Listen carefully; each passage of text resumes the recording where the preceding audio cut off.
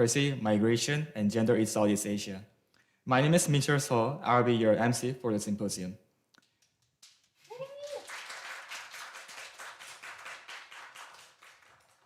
This symposium is jointly organized by the Office of Research Affairs at Seoul National University, the SNU Asia Center, and the HK Plus Mega Asia Research Project Group at the SNU Asia Center.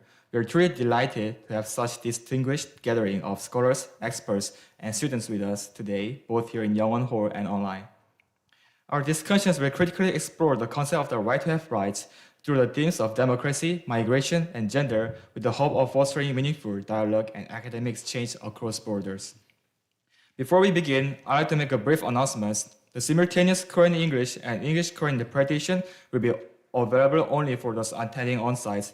For our online participants, please kindly note that simultaneous translation is not provided. And also, there will be a receiver for the on-site participants. The number one channel is the Korean, and the second channel is English. And please return the receiver after the symposium. Also, at times, the camera may capture full-shot views of the audience, so please be aware that you may appear on the screen during the broadcast, but your face will not be very clear on the broadcast, so don't worry about it. And lastly, after the keynote lecture, we'll have a group photo session, so we kindly ask all participants to stay in the hall for a few minutes. Thank you for your understanding. And now, to officially begin our symposium, it's my great pleasure to invite Professor Soo-Hong Che from the Department of Anthropology at Seoul National University and the Director of the SNU Asia Center to deliver the opening remark. Please join me in welcoming Professor Soo-Hong Che.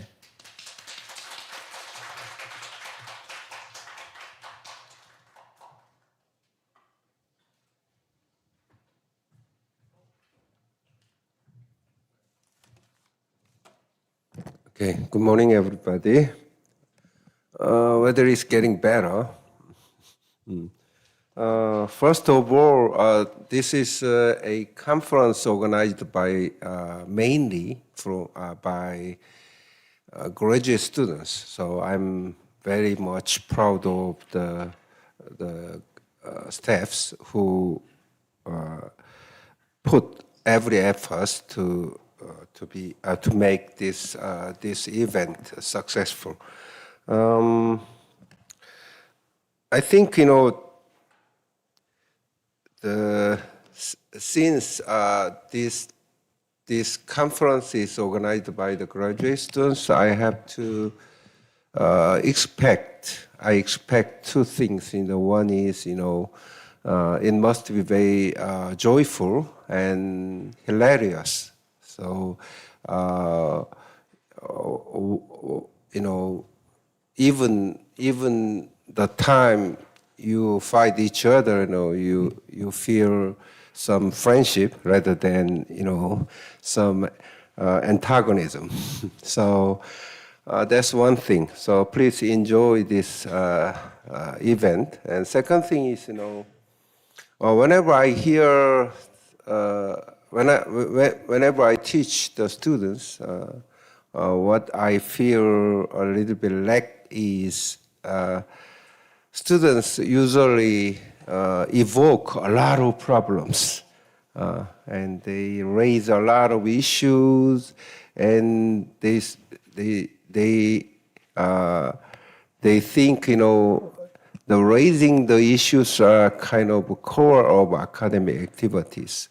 And whenever I hear that if we don't solve these problems, the world soon demise, world soon collapse, But for me, whenever we raise some issues, we have to think simultaneously. We have to think the solutions. So what I'm saying is, your questions raised must be very realistic and contextual, and you have to think, how you can solve the problems. That's the difficult part. And then many students today, I found a lot of interesting presentations, and you can find that you together collectively try to find some solutions. And try to figure out, what is realistic world and what is the realistic solutions. That's what I'm expecting from as a kind of the advisor. I'm the advisor organizing this conference. So I have to emphasize that. And there are some foreign students, so I have to introduce my institute. This six-story building is Seoul National University Asian Center. We have 7 regional centers: Southeast Asia, Central Asia, Northeast Asia, South Asia. Whenever I deliver these welcome remarks, I forgot, after saying four centers. So we cover all the Asian regions, and we also have 7 programs which deals with, environment, industrial and labor problems, also migration, which is today's, main theme, and also we have, the Asian values, Korean wave, something like that. Oh, today I mentioned five, programs already. As I said, today my brain works. Okay. We as a regional institute, the SNUAC is one of the biggest, global, the institute. We have around 130 people working here. Also, what I'm most proud of is, we have around 300 seminar and conferences every year, which means every day I have to deliver welcoming remarks. Also, this number actually, in Seoul National University we have around from 500 to 600, the institute, research institute, and SNUAC covers more than 20 international conference, which means among 5 international conferences held by this SNUAC. So this is a huge global center. So not only participating in this conference, I strongly recommend you enjoy this institute. You go around and ask what is this, and if you have any theme or regions you are interested in, you just go there and ask, talk with the people. Okay, that would be another the byproduct of this conference. Okay, today's by the way, I usually deliver 5-minute welcome remarks. So, but today I just found out that I have to talk 15 minutes. So, but I'll finish. The shorter opening remarks is better one. So I'll just mention briefly last things. Today's the theme is the claiming the right to have rights. That's very sexy, the title, which impinge very much. We think the most important thing is we don't realize that we don't have rights to claim rights. So that's very crucial point of the migration studies. Also, personally, I'm very interested in migration because I'm a Vietnam specialist, majored in the labor problems. I'm studying the factory workers in Vietnam, and many of them are migrant workers, domestic and international. So, which means you have to mention home and the transnationalism, also the labor politics.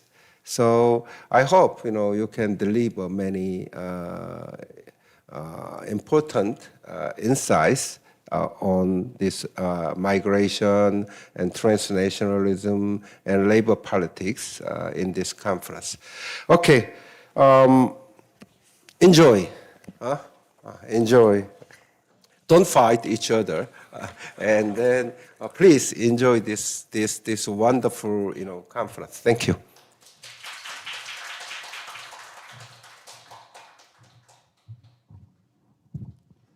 Thank you very much, Professor Che, for your insightful opening remark. Now it is my great pleasure to invite Professor Ajin Kim, Assistant Professor at the Minseok College of Liberal Arts at Dongsuh University and Director of the Committee for Education Cooperation at the Korean Association of Southeast Asian Studies. Please join me in welcoming Professor Ajin Kim for her opening remark.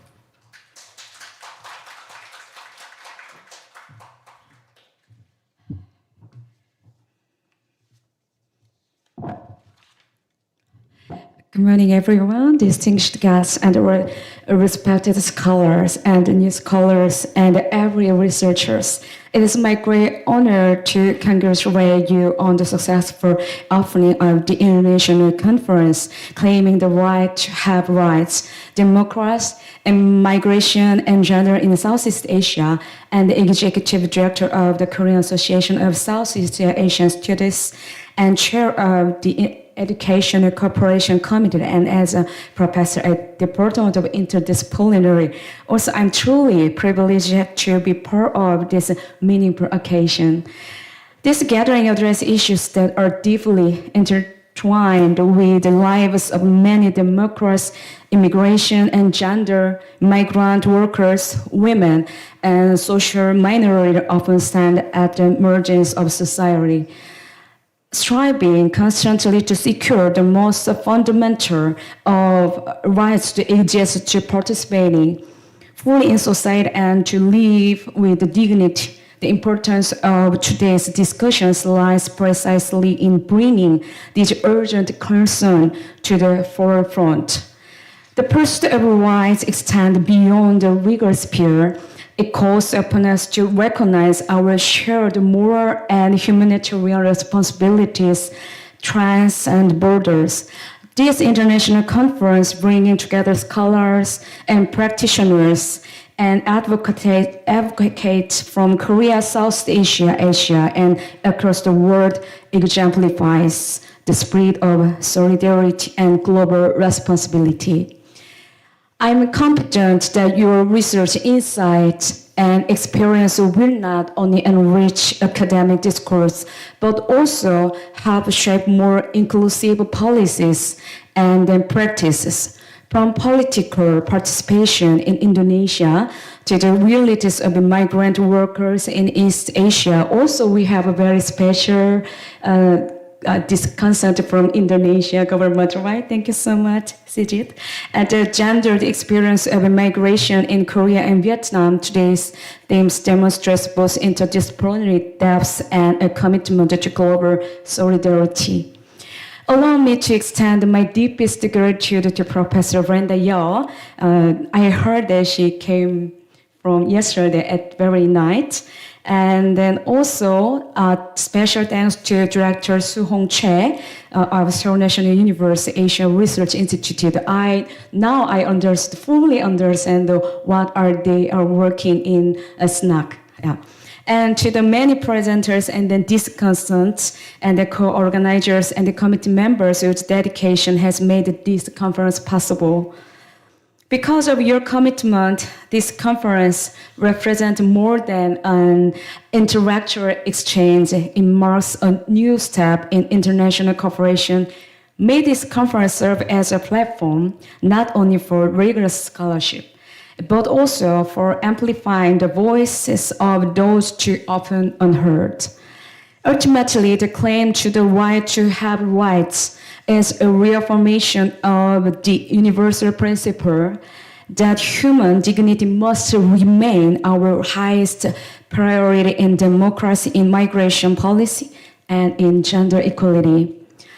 As Martin Luther King reminds us, injustice everywhere is a threat to justice everywhere. The struggle of migrant workers, women, and minorities in Southeast Asia are therefore not merely regional concern, but matter of universal importance. Lastly, once again, I warmly congratulate you on the opening of this important international conference, and I wish all participants fruitful discussions and more collaboration and research outcomes that will contribute to building a more inclusive world. Thank you very much.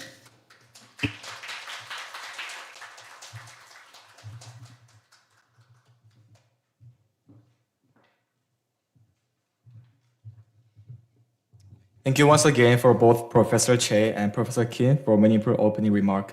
We will now begin the first session of today's symposium, Democracy. To guide us through this session, I'd like to hand the microphone over to our session moderator, Jung-woo Lee.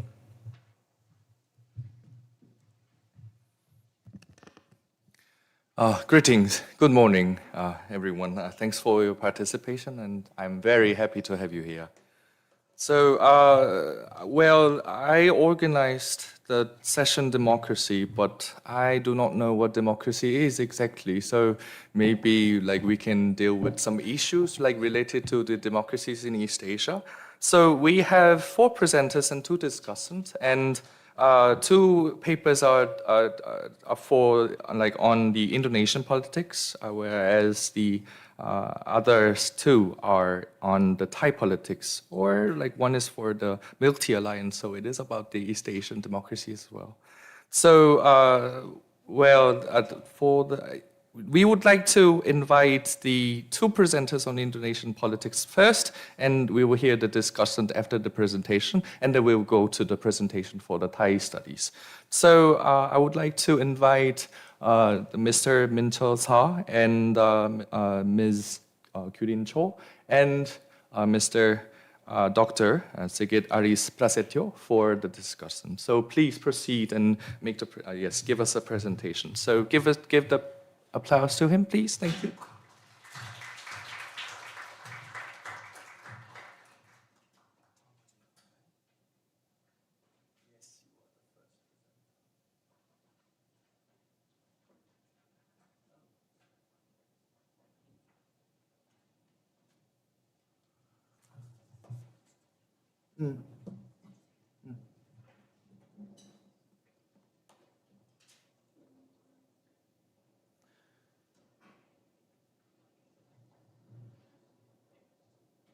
Oh.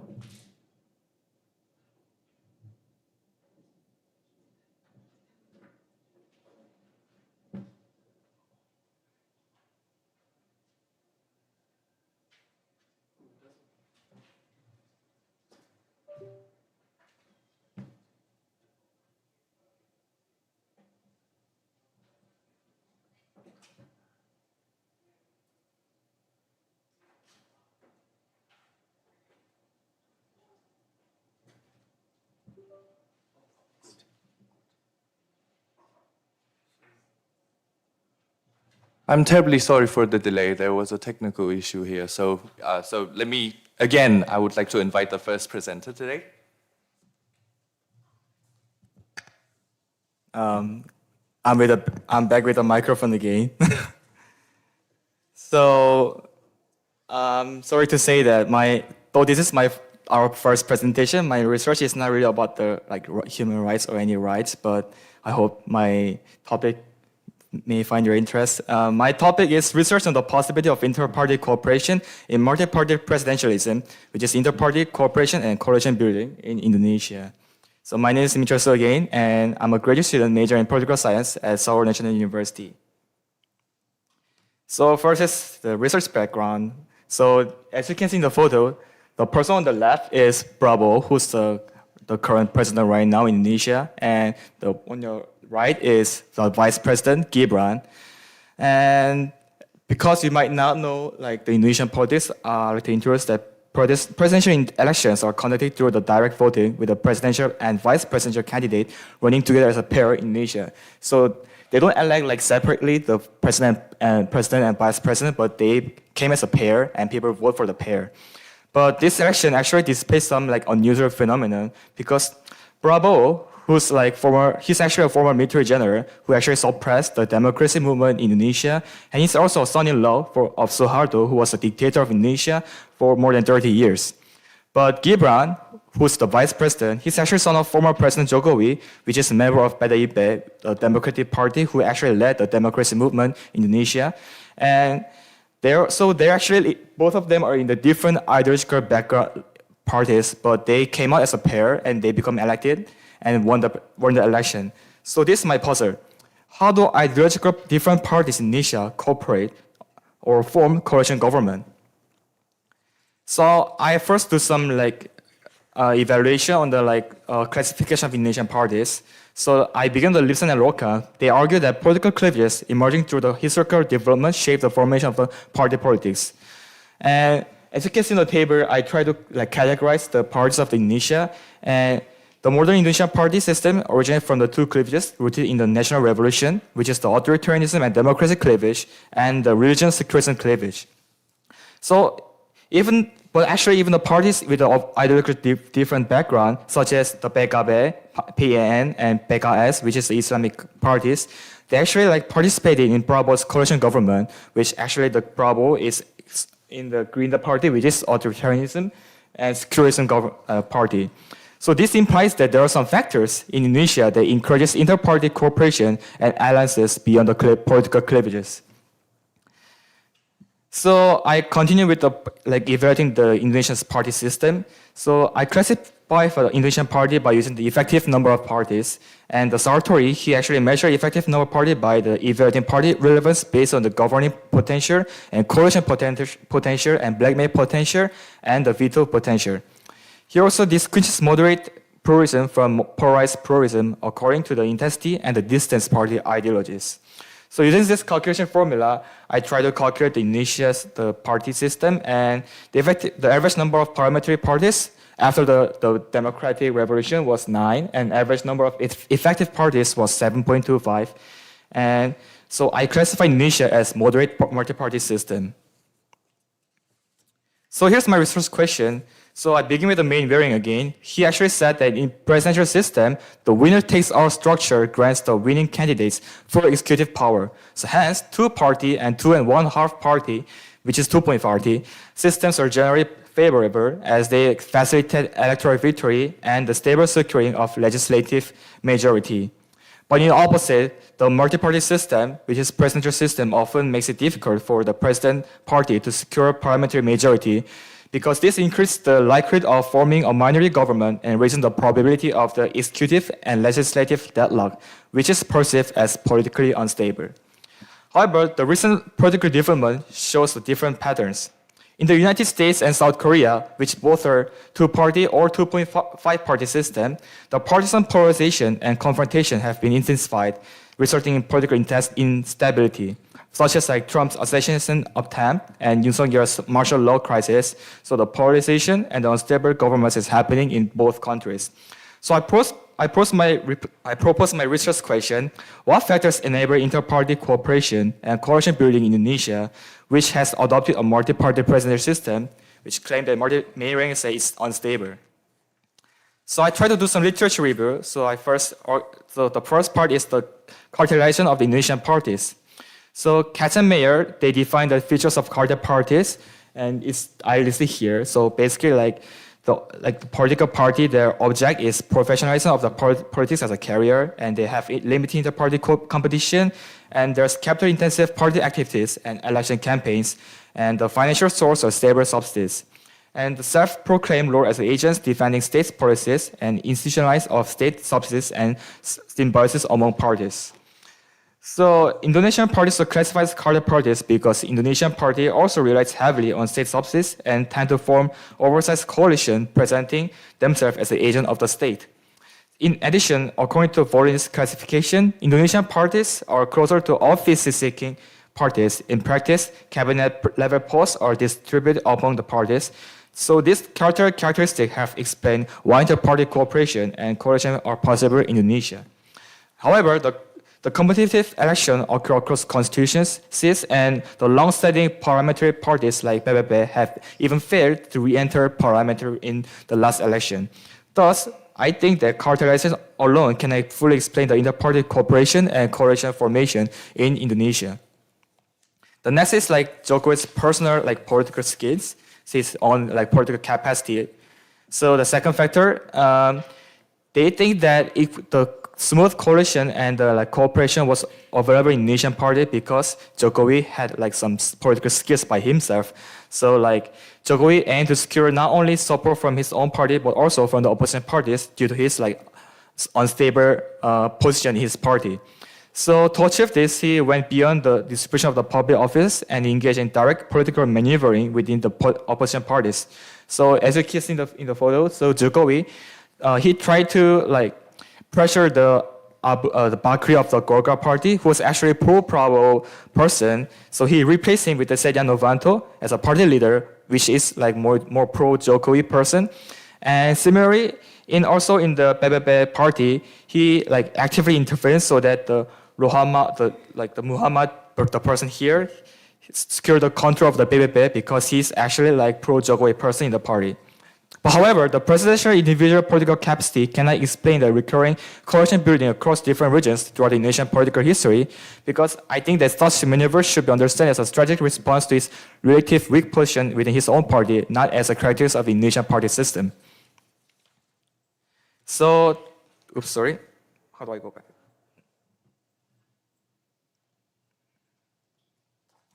So I raised my hypothesis. So I argue that institutional mechanism force cooperation and coalition building in Indonesia.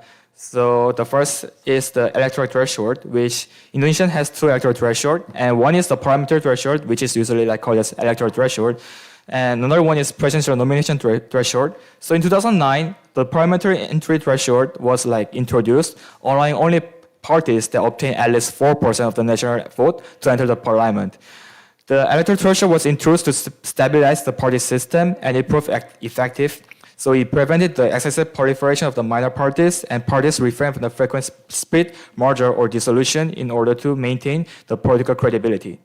And the second one is the presidential nomination threshold. So this restricts the right to nominate the presidential candidate to top two parties or coalition that secured at least 25% of the national vote or 20% of the parliamentary vote seats in the previous general election.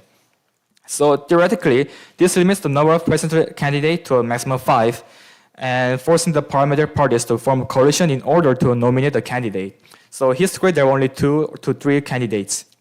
So I propose my first hypothesis, which is the presidential nomination threshold facilitates smooth coalition formation among parties during the election. The next is the synchronization of the legislative and presidential election. So the next hypothesis is it's about the Indonesians, the election schedule. So Indonesian legislative and presidential election, they held in the same year, only with around 3 to 6 months gap. So after the legislative elections, party must form coalition to nominate presidential candidates and negotiate over prospective coalition government after the election. So since no elections are held during the presidential term, the opposition parties, being office-seeking or incentivized to join coalition governments. So in sum, the combination of parties, office-seeking orientation, a stable party system, and Indonesia's electoral scheduling has fostered both the maintenance of coalition and the participation of the multi-party system, multi-parties in executive. So this leads to the second hypothesis below. Holding legislative and presidential elections in the same year encourages parties to participate in coalition governments. So next is my research method. So to test the hypothesis before, I adopt a single case study for the counterfactual analysis and comparative case studies for the causal inference and generalization. First, the single case study evaluate the counterfactual narrative for my first hypothesis, which is a party that surpasses the presidential nomination threshold does not form an electoral coalition. And then I do the comparative case study, which takes so I can do the causal inference and generalization for the two of my hypotheses. So I adopt the most similar system strategy for the the research, and that's basically a comparing case with similar conditions but has key differences. So first is my single case studies. So this, first of all, there's a counterfactual narrative, which I just explained before. So to verify this proposition and confirm the counterfactual, the study analyzed the 2009 Indonesian presidential election. So in 2009, the legislative and presidential elections were held 3 months apart, and the legislative election took place on April 9 and was the first to implement a 2.5 parliamentary entry threshold. A total of 9 parties entered the parliament, with the largest share of the seats won by the Democratic Party, which is the President Youngone. And the Democratic Party scored 20.85% of the national vote, so they actually had like more than 20% of the party's parliamentary seats, so they were able to nominate a presidential candidate without forming a coalition. And in contrast to the 2004 election, which is the Youngone, he ran with the Joseph Kala from the Golkar Party, but after 2009, he actually ran with the Budoyono, which is independent. So I think the case confirms the counterfactual proposition and supports the hypothesis that the presidential nomination threshold induces coalition forming in the elections. The second is the comparative case studies. So I adopt the most similar case studies strategy, which is basically I just explained, they're comparing the most different countries but have the key differences. And the reason I choose the Philippines and Indonesia is because they both have multi-party presidential system, and they have strong patron client-oriented party politics, which actually led to characterization of the parties. And they also have historical experiences of colonial rule and the authoritarian regimes, and they're geographically archipelago states and in Southeast Asia. But there are some key differences. The Philippines has no presidential nomination threshold, and the elections are held in every 6 years. The presidential elections are in the 6th year, but while the House election, the parliamentary elections are held in every 3 years. Oh, sorry. So, excuse me. So in the essence of the both electoral threshold and the presidential nomination threshold, Philippines faced some overwhelming number of small parties and a large number of presidential candidates. So all parties and coalitions enter elections in competitive oppositions, leaving no structure incentive for winning president to include members of other parties in the executive. As a result, effective inter-party cooperation and coalition building failed to emerge. Furthermore, with legislative election held every 3 years, the president and legislature each face elections at both start and midpoint of the presidential term. This fosters retrospective voting with a punitive character, frequently resulting in divided government and, in some cases, political paralysis and early lame duck status. So under such electoral conditions, parties have little incentive to join coalition government, and cabinets are often unstable monetary administration. By contrast, in Indonesia, the presidential nomination threshold compels parties to form pre-election coalition. Combined with their office-seeking orientation, there was stable party system and the electoral schedule. The president and ruling party have strong incentives to include coalition partners in the executive to maintain their credibility for the future elections. In short, unlike the Philippines, Indonesian institutional arrangement, specifically president nomination threshold and electoral schedule, have effectively fostered the inter-party cooperation, coalition building, and stable coalition governments. So the last is my conclusion and implication of my studies. So I suggest solution for polarization in the party conflict recently observed in the presidential system. And another implication is that even though the stable politics in Indonesia actually face some low democracy and higher corruption indication. So as you can see in the VDEMs, they rate the liberal democracy index at 0.36, which is 87 in the globally, and electoral democracy index was 0.54, which is 8th in global. So also the corruption perception index was 34, which is 115th out of the 180 countries. So what I want to say that is stable party politics, governance, and democracy remain distinct issues. And that's all for my presentation, and thank you for listening.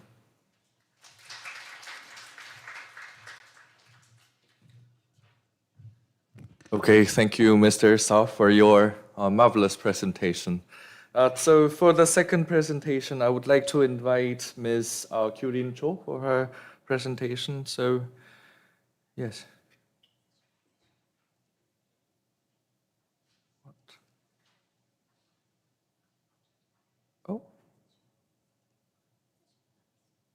Okay, sorry. Oh, yes. Could you please?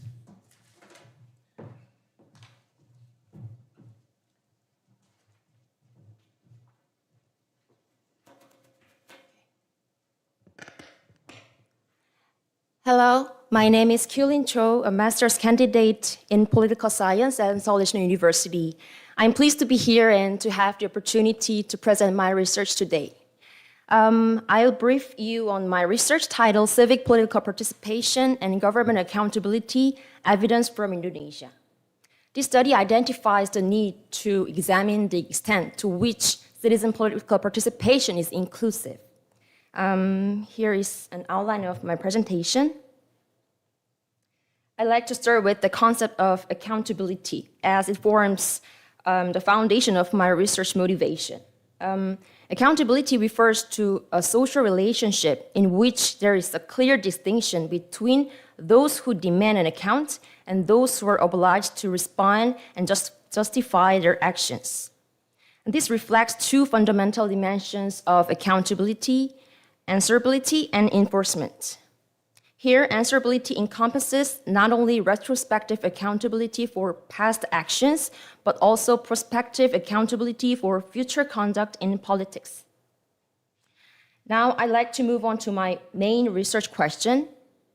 The center question I address in this study is, under what conditions is government accountability enhanced? Citizens are able to distinguish between representative and non-representative governments, and they hold governments accountable, either by enabling them to retain power or by sanctioning them based on their performance. While there are other variables, what I'd like to emphasize here is the citizen-related factor as an independent variable that affects government accountability. Under decentralization, citizens gained closer access to village governments. Citizens engage in political participation with the expectation that local governments will be held accountable. And previous research has found that citizen political participation has a positive effect on citizens' perceptions of government accountability. When citizens receive public services, they're more likely to demand accountability from service providers or politicians. However, participation alone does not guarantee that citizens' voices are heard. Citizen participation and social accountability differ in whether citizens' voices are actually heard and incorporated. Social accountability based on transparency refers to mechanisms through which citizens engage in politics beyond elections and hold political actors accountable by imposing sanctions and influencing implementation. So my main argument is this: when citizens' political participation is more inclusive, government accountability is likely to increase. Next, I'd like to explain how participatory budgeting functions as a form of social accountability. Among social accountability initiatives, participatory budgeting has received particular attention for enabling empowered citizens to make demands that carry representative legitimacy. Second, participatory budgeting facilitates direct interactions between local residents and local governments based on public service delivery. So, participatory budgeting can lead to greater government responsiveness and strengthen accountability. This slide outlines the overall research design. This study examines participatory budgeting through fieldwork interviews in Indonesia to explore government accountability, especially prospective accountability, as I mentioned earlier. In particular, it aims to identify how citizen political participation is inclusive. However, most studies have focused mainly on Latin America or Africa. So to fill this gap, this study focuses on Indonesia, a young democracy in Southeast Asia. Fieldwork was conducted in the special region of Yogyakarta, Daerah Istimewa Yogyakarta in Indonesia. Yogyakarta, commonly known as Jogja, consists of one municipality and 4 districts. Yogyakarta is a notable example when citizen participation at the village level is actively promoted through participatory budgeting. To understand how this works in practice, fieldwork interviews were conducted in Yogyakarta in August 2024, last year. The interviews were conducted with village government officials in villages located in one of the districts. To better understand the findings, let us briefly look at the Indonesian context. Under decentralization, residents at the local level in Indonesia have been able to participate in participatory development planning. And the enactment of Indonesia's village law of 2014 further expanded participatory budgeting, enabling local residents to attend village meetings and express their opinions on development priorities. And these meetings allow residents to provide comprehensive feedback on public services that are both frequently used and practically needed. I'd like to share the key findings from my fieldwork interviews. To ensure anonymity, villages are referred to as Village A, B, and C, and the interviews are labeled as Interview A, B, and C. First, regarding how village governments include residents' voices, each village emphasized different citizen participation pathways, such as representation through a local organization, as noted as Interview A, and a verification team, Interview B. In terms of village government accountability, residents can participate in the local political process by engaging in decisions about their village development policies, and then the village government implements processes to facilitate this participation, as noted in Interview A. And Interview C, a democratic process is established by ensuring all stakeholders participate, so residents' needs are included. Yes, now I would like to sum up my presentation with the main findings and implications. First, the fieldwork showed that village governments apply different strategies to respond to citizens' demands. When residents' voices are collected and considered by the village government, its accountability increases. So, the forms of accountability observed in the interviews can be linked to discussions on accountability as a process which can be aligned with the concept of prospective versus accountability. The implication is that this study explores ways to enhance government accountability in young democracies by examining the case of Indonesia. And this study contributes to the broader understanding of social accountability by going beyond political participation alone. That concludes my presentation. Thank you for your attention. Thank you.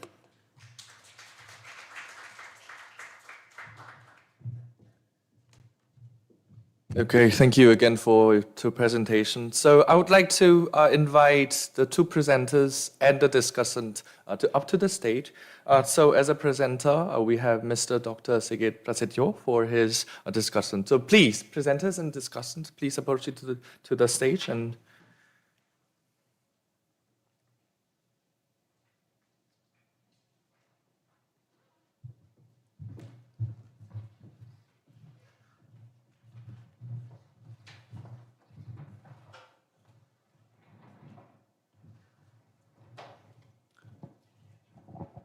so, Dr. Prasetyo, you have 12 minutes for the discussion. Thank you very much.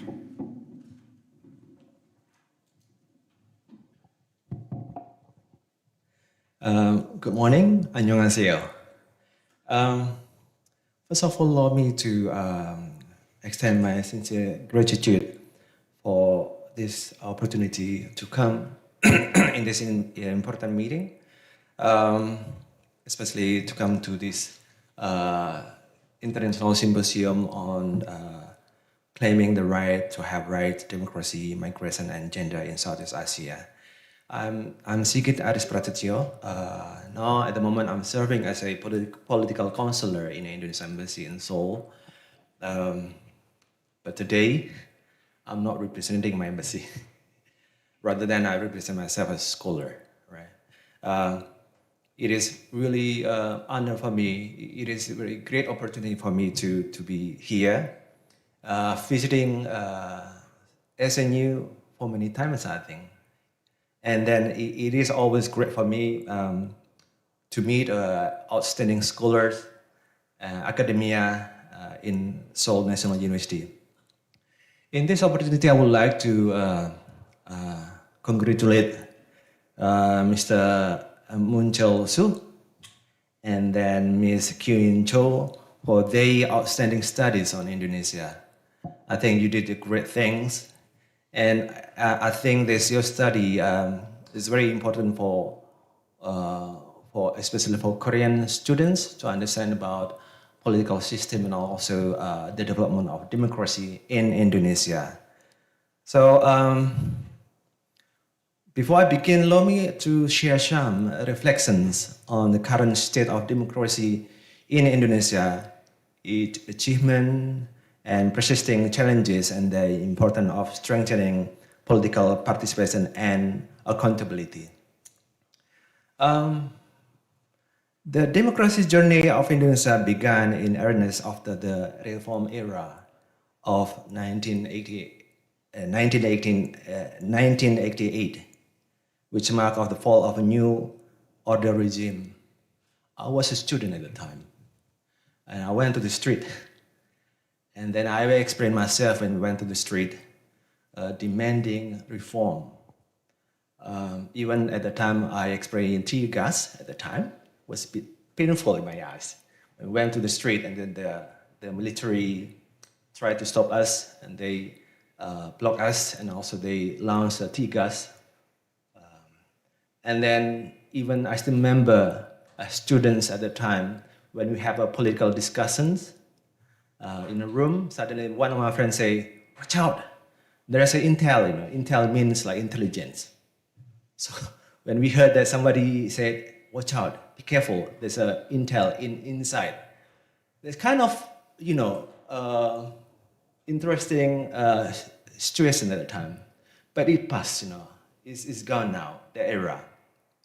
After we have a reform era, we begin with a democracy era, situation completely different, Now, as a democracy country in Indonesia, every citizen, they can go down to the street, demand the critics, even critics to government, without any punishment. There's a free for us to have a free of opinion, free of speech, that is guaranteed by the law.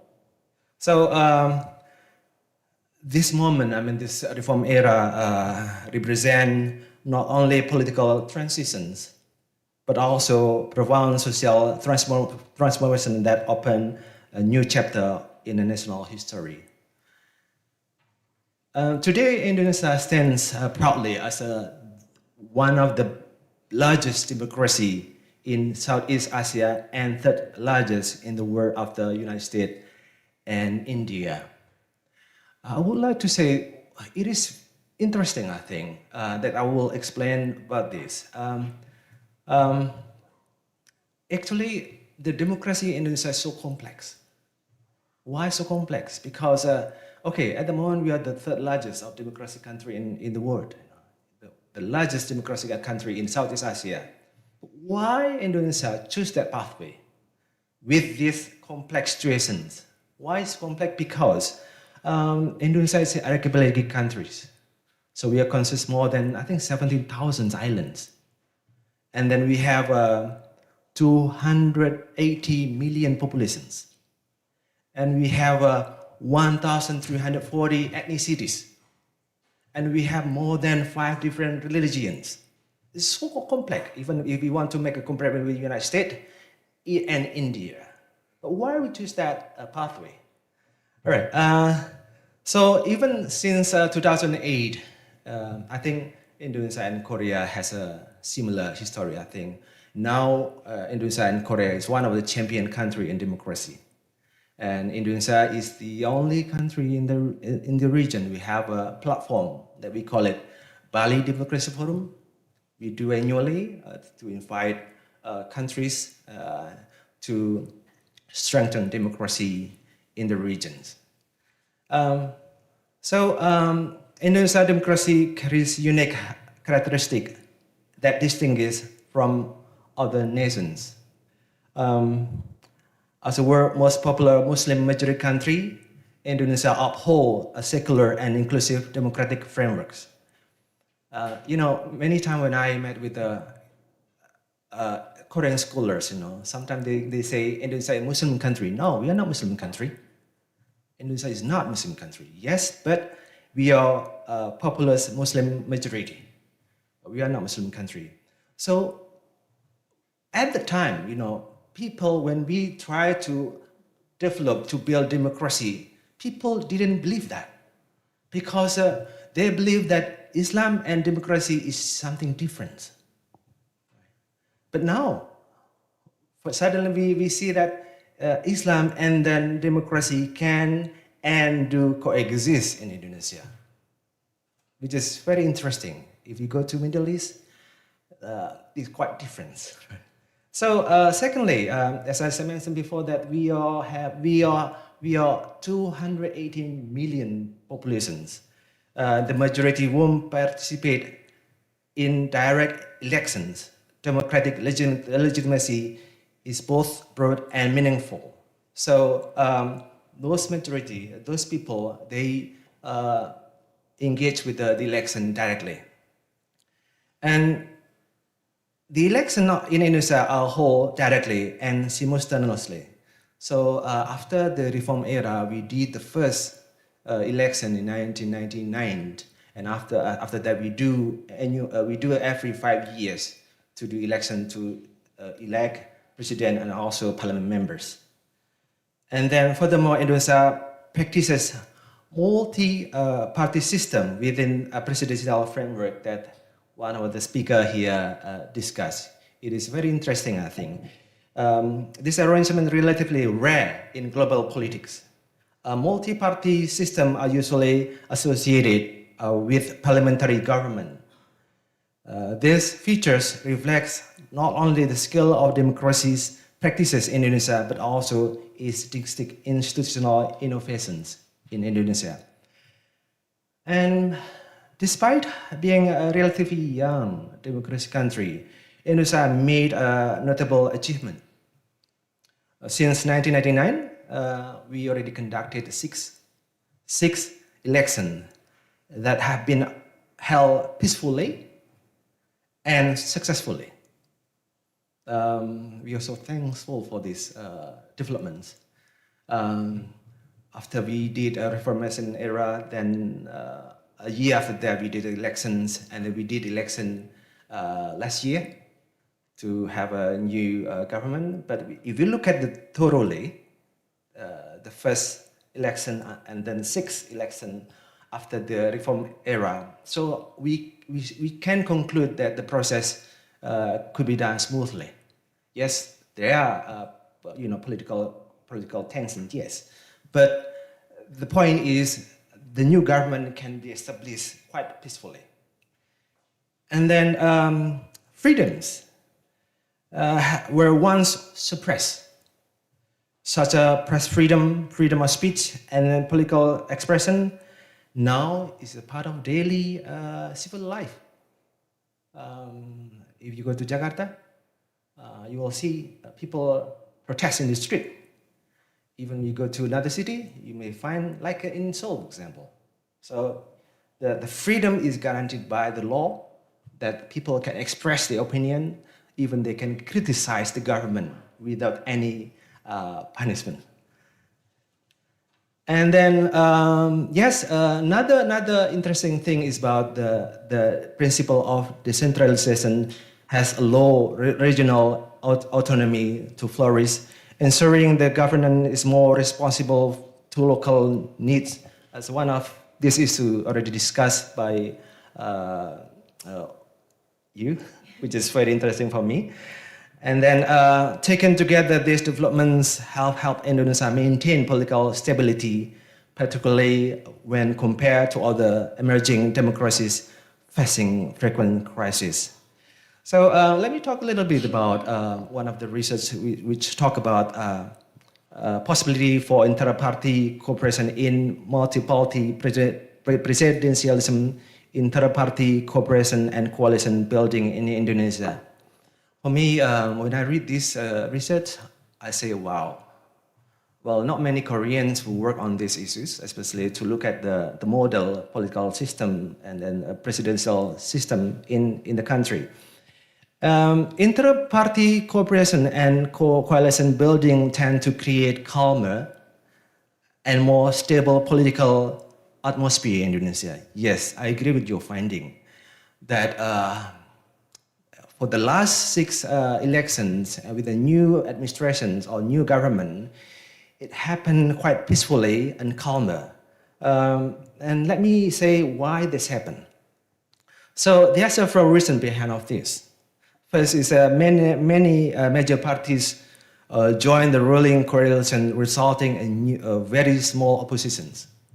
If you look at the current political situation in Indonesia now, as I mentioned by one of the speakers here, the last election was won by the quite new, actually, party, Gerindra. And then after they won the presidency, they developed coalitions, quite big coalitions. And then a big coalition and small opposition, which is sometimes nervous about that. Why? Because I believe if we do a democracy, must be a check and balance. So if many parties join big coalitions, we worry that there is no check and balance. So that's why. But unluckily, there are still, I think, 1 or 2, parties serve oppositions.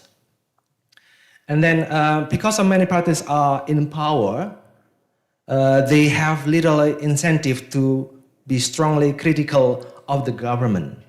So I would say here, minimal confrontation politics. So because all parties go into the coalitions, so I would say that there is a little or minimal confrontation politics. And also the system encourages compromise between parties, as all sides want to maintain stability for the sake of other political positions. So negotiations and consensus. Yeah, I think it's key word, I think, negotiation and consensus.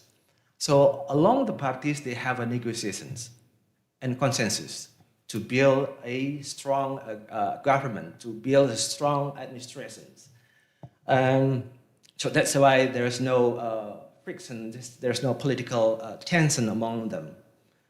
But again, I'm saying this as not a diplomat, but as a scholar.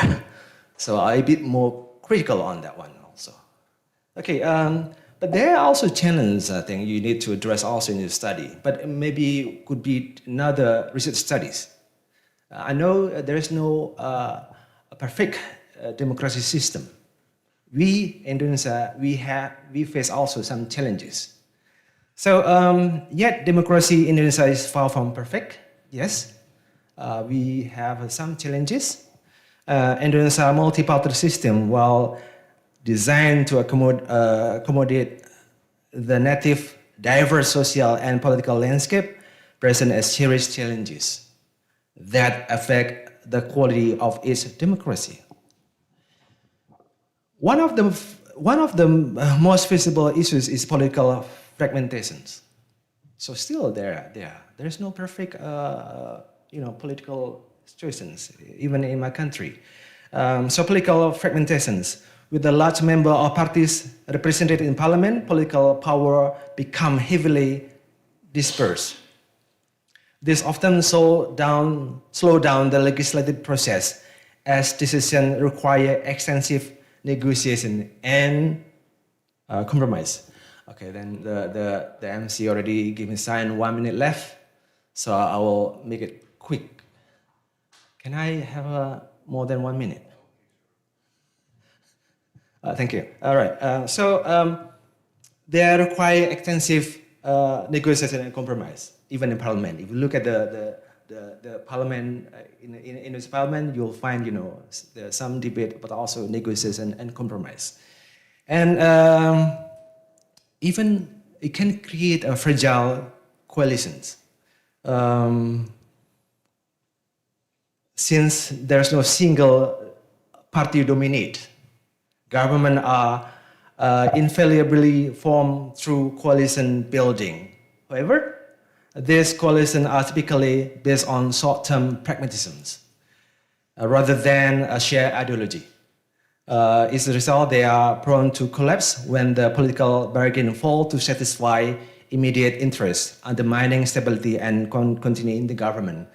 Okay, another one is about high-cost politics and weak ideology and poor cadre development. Why? Because rather than being driven by consistent programs or principle, parties frequently revolve around prominent figures. This personality-driven politics undermines substantive democracy and weakens the ability of parties to function as vehicle of long-term political education and leadership training. And also, another one is about elite polarizations. So let me wrap up this one. So the finding, I think, is relatively true that the system of the president system with the that create quite stable and calm administrations.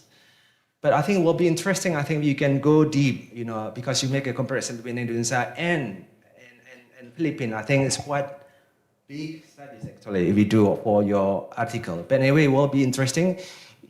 Also, it will be interesting also if you look at each elections, because we did a 6 election time, and look at the pattern of how those parties build coalitions, what motivation and what the reason behind this. Is there any a pattern that you can conclude in your studies? But anyway, I really like your finding, and I think it can be developed in future. Okay, 1 minute. All right. Let me talk the second recent studies. It is very interesting studies though, because I live in the city. I live in the city in Yogyakarta for I think more than 10 years, so I know about the place. Yogyakarta is quite unique for me because Yogyakarta is special autonomy regions in Indonesia. It is about less than 4 million populations, and it is the cultural city, and it is there are I think more than 30 universities in the city. So it's quite interesting, and even I found many Korean friends who study Indonesian language in this city. Usually they go to UGM and several state university in the city. So I agree with the finding of Ms. Hyulin Cho that evidence shows that increased citizen engagement has contributed significantly to improving accountability in governance. Yes, in Yogyakarta is quite unique because, one of the factors is because education, I think. So the small populations, but also the huge number of universities in the regions influence the way of, the government, local government, create a good governance. And also, I think Yogyakarta, one of the province in Indonesia that can engage the citizen in government policies. And then this manifests through growing participation in general and local election, in Pilkada. Even in Yogyakarta, the mayor of Yogyakarta, they have a special, what we call lines, that can receive any complaint from the citizens. And also, I know that the citizen, local population in Yogyakarta, even they can engage in the planning of the development. They can sit down with the local government to design about what development they will do.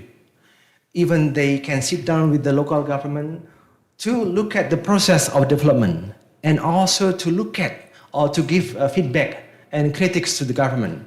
So I think Yogyakarta is one of the champion on how the local government engage the local population in doing the development of the city. So in conclusions, Indonesia democracy's progress since the reform era has been remarkably, but sustaining and deepening democracy requires continued vigilance. To overcome the challenge of, there's some challenges that we're facing at the moment. Yes, I would say that education is very important. I think education in democracy is very important. So that's the people, they know about the food, the function of the food. They know about what we call it, the government program, the party's program, which one they choose, which one they prefer. And we also facing a high cost of politics. And another one is about corruptions. So good governance, transparency is very vital to strengthen democracy in the country. So I think with this collective effort, Indonesia can continue to serve not only the model of democracy resilient in Asia, but also a meaningful contributor to global democratic development. Thank you.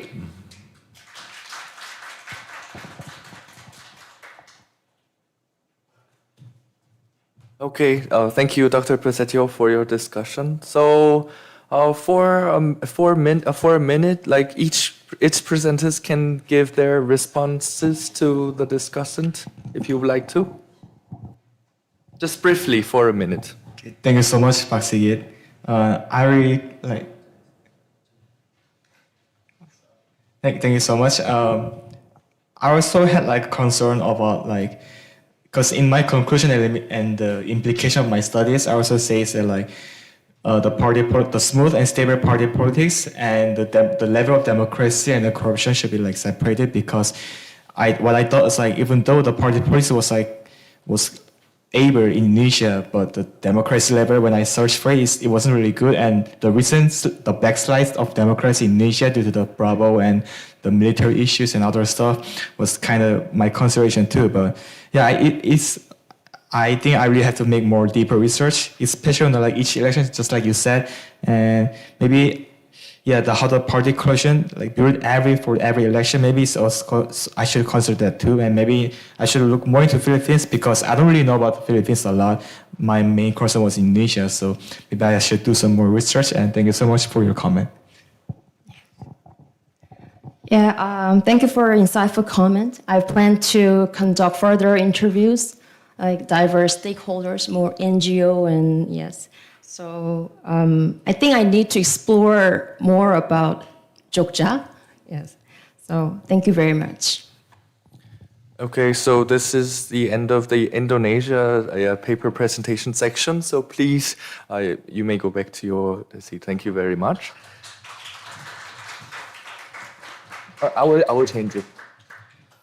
So for now, it's the time for the Thai studies. So, sawadee-krap tukon.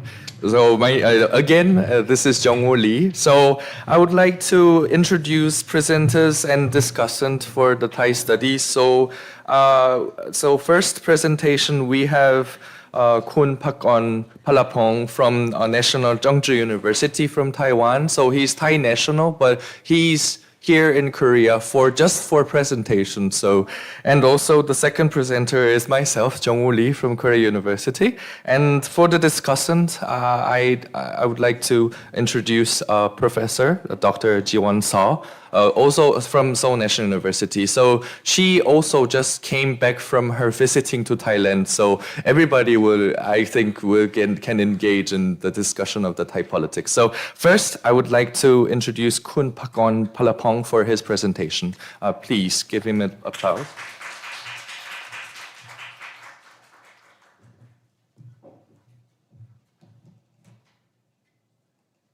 Oh, it's all. Wait.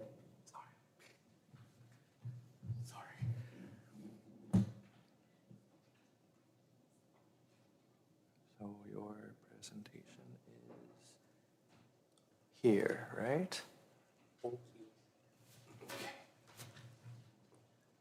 So, good morning. My name is Pagon Palapong from National Jeonju University. I'm a PhD student there. And today I'm going to present about the transnational advocacy network in Asia by revisiting the multi-alliance and its malleable values.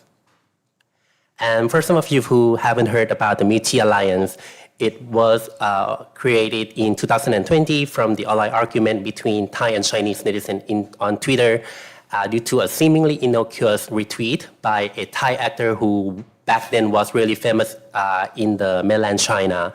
And that tweet referred to Hong Kong as a country. And as we may already have known that this issue is really sensitive toward the Chinese netizens.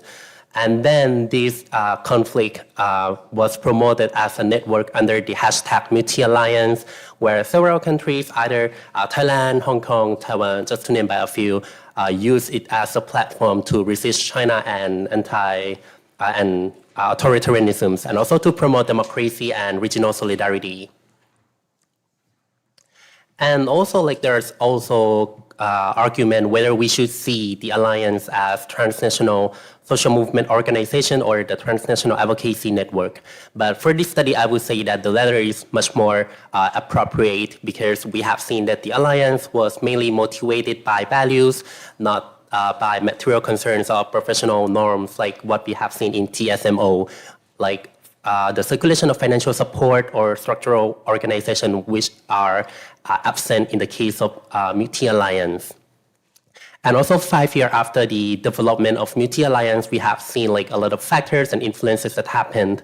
We have seen the shift of political landscape, either in Hong Kong, national security law, Myanmar coup, and even in Thailand, we have seen the first prime minister after a decade after the coup.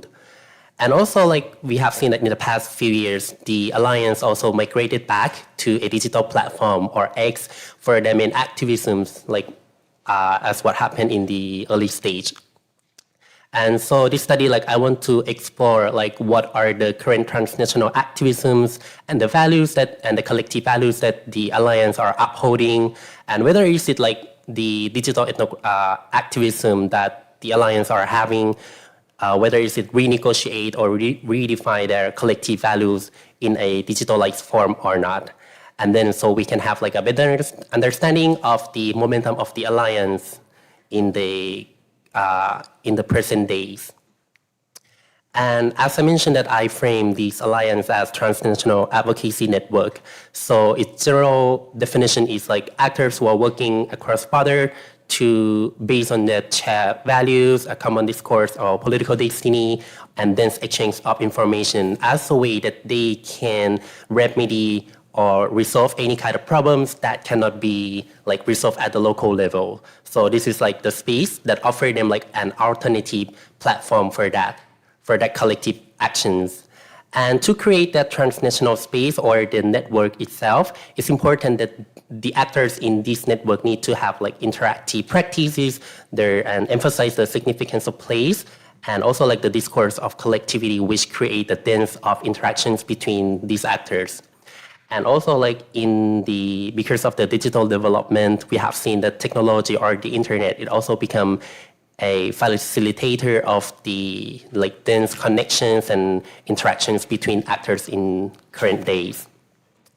And to see multi-alliance as TANs, we also seen that the alliance was created by informal ties between prominent activists in Thailand, Hong Kong, and Taiwan. And also from a less organizational perspective, we have seen that the alliance also can be fostered by a grassroots participation, that they were encouraged to join the alliance by a sense of encouragement and advocacy to support democracy. And for also, as I mentioned, that I would like to investigate it as a transnational advocacy network. So I also apply transnationalism as an analytical lens for this study as well, to understand the connection between one place to another also. And also it's important that we need to explore how practices or values or semiotic system of discourses are all conditions and create the transnational space and the network for multi-alliance.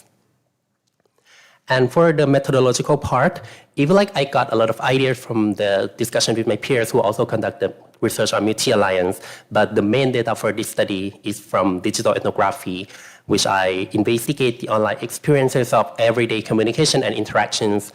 And therefore, the justification for this approach is because we cannot ignore the fact that the alliance also like have the digital nature because it was created in the digital platform, and also like as I mentioned that the main activisms in the current days are also happening in the digital platform also.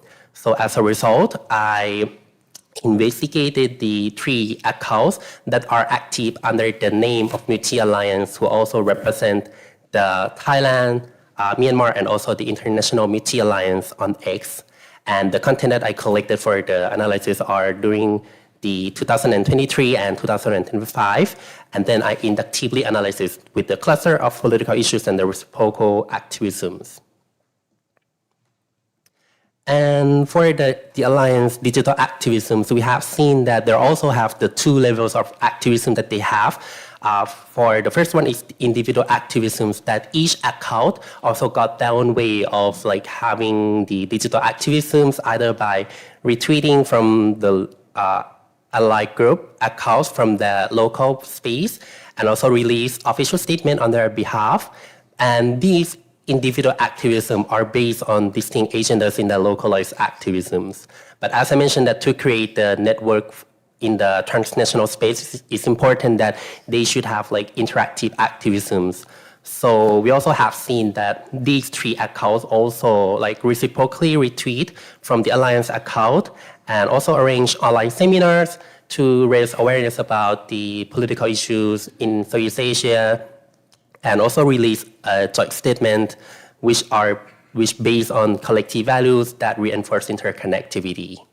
And for the collective values, we have seen that the formative phrase of the alliance, some scholars already like give us 4 dimensions of the collective values that are democratic values, resistance to China, regional solidarity, and symbolic politics. But because as we have seen that there are like some interactive activism that mainly happen in the digital format. So the question is that how about now? And so here we can see that the first collective values that the Alliance are upholding and also redefining is the democratic values. And these still emphasize the discourse of democracy and anti-authoritarianism as the main values that they are collectively upholding as a name under the name of Multi-Alliance.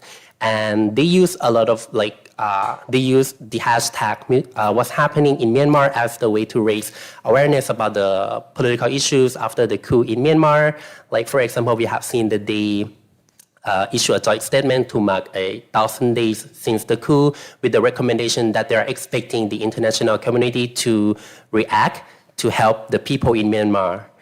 And also we have seen that there are also issues address a lot of Thai political issues like the detention of Thai political prisoner under the late Majesty law, and also like the dissolution of the Move Forward Party in 2024. And for some context, this Move Forward Party won the general election last year, but they failed to form the government because of the constitutional barriers that was the military junta legacy. And then we also have seen that the Alliance also expand the definition of democratic values, not just focus on democracy like itself and anti-authoritarianism, but they also embrace the concept of human rights, especially for political refugees and displaced migrants. Like for example, earlier this year, we have seen the deportation of the Uyghur refugees back to the Myanmar from the Thai government. So the Alliance also have concern and also issue a statement to condemn the Thai government decision as well. And also the account in Myanmar also emphasized a lot about the political issues of the Rohingya refugees and political refugees in Myanmar. And it emphasized that they should be protected under the basic standard of human rights also. And another dimension that they also expand the definition is the gender issue for both heterosexual and homosexual peoples. Like for example, the Alliance tried to emphasize the concept of homonationalism by emphasize that gay bodies need to be liberated from the government, not to be used as political tool to justify an undemocratic or unjust actions by using queer as a justification. And also, they also attend the demonstration to promote democracy, anti-patriarchy, and solidarity with feminist and queer movement in other regions as well. And lastly, we also have seen that they try to translate their digital activisms to offline platform as well, but still emphasize on the collective values in terms of democracy. Like for example, the account in Myanmar, they also organize an offline protest in the Philippines to raise awareness about the coup in Myanmar. And also the Thai account also joined the demonstration to promote gender equality, as I just mentioned. And also the second collective values that they are upholding is beyond regional collectivity and solidarity. And the Alliance emphasized that mental support for undemocratic and unjust actions are really imperative for the digital activism, interactive activism between them. We have seen that the account in Myanmar try to emphasize that shared suffering and mutual objectives are the foundations that build our alliance and friendships. So they support and advocate the Thai people and also the people in other regions that also facing undemocratic or unjust practices. As I mentioned, that they also support the Thai public dissidents to the dissolution of the Move Forward Party, or even to commemorate the date of a prominent Thai activist who was imprisoned by the lèse-majesté law, and she died in prison after the hunger strike. And we have seen that this is collective remembrance and resistance to the undemocratic and unjust actions. And also, as I mentioned, that beyond regional collectivity, the Alliance also not emphasize specifically on one space, but also try to expand the collectivity and solidarity. As we have seen that Hong Kong is still one of the places that they give a lot of support and advocate for the Hong Kong activists and political refugees after the national security law in Hong Kong. But they also pay a lot of attention and solidarity to other countries. For example, they have a statement to stand with the people in South Korea after the declaration of martial law last year. And also they also arrange a series of online events and seminars for raising awareness about the Russian invasion or Palestine, and also for the people that are affected by the war. And the last example that I think is really interesting just came up after the conflict, border tension between Thailand and Cambodia in the past few months, that we have seen that the Alliance also playing the important role in digital space to demand for immediate ceasefire, bilateral agreement, and to stop creating hatred toward the people from both sides, because Thai and Cambodian citizens try to create the narrative to some kind of to create hatred toward each other. And also there's one incident that is interesting, that there was one ex-account running to promote Taiwan democracy by an Australian national. He emphasized the support for Thailand in this border conflict because he mentioned that Thailand was the country that created the multi-alliance, and he also support the alliance. So he also support Thailand in this tension. And then the account in Thailand promptly issued a statement to emphasize that the multi-alliance wasn't owned by any countries, and we shouldn't use the multi-alliance as the way to create it should be used as the way to fight toward propaganda, not each other. And especially in the case of border tension or in time of conflicts that was seen as the nationalist campaigns by the government, the multi-alliance should be used as the way to create solidarity toward the people, and not to be used as a political tool to support the nationalist campaigns of the government. And for the discussion, I would say that digital ethnography can review that hashtag, live stream seminars and coordinate online statement are no less real than offline demonstrations. And they could be like some kind of integral part of transnational political culture, especially in Southeast Asia, that we have seen that the younger generation in the digital age, they use a lot of digital platform as the way to have some activisms and also to create awareness about the political issues and to democratize and for the democratized campaigns. So it could be important that in Southeast Asia, virtual political community could be another options for activisms. And also like early studies in Southeast Asia also try to view digital platform as supplementary for maintaining transnational advocacy network. But this study can show that the Alliance digital activism not only maintain the momentum of the Alliance, but also foster and renegotiate its collective values as well. And for the collective values, multi-alliance the collective value is not static but malleable that can be changed based on the digital activisms that they are having in the present day. And we have seen that they now center around democracy and solidarity with the declining of anti-China sentiment and symbolic politics.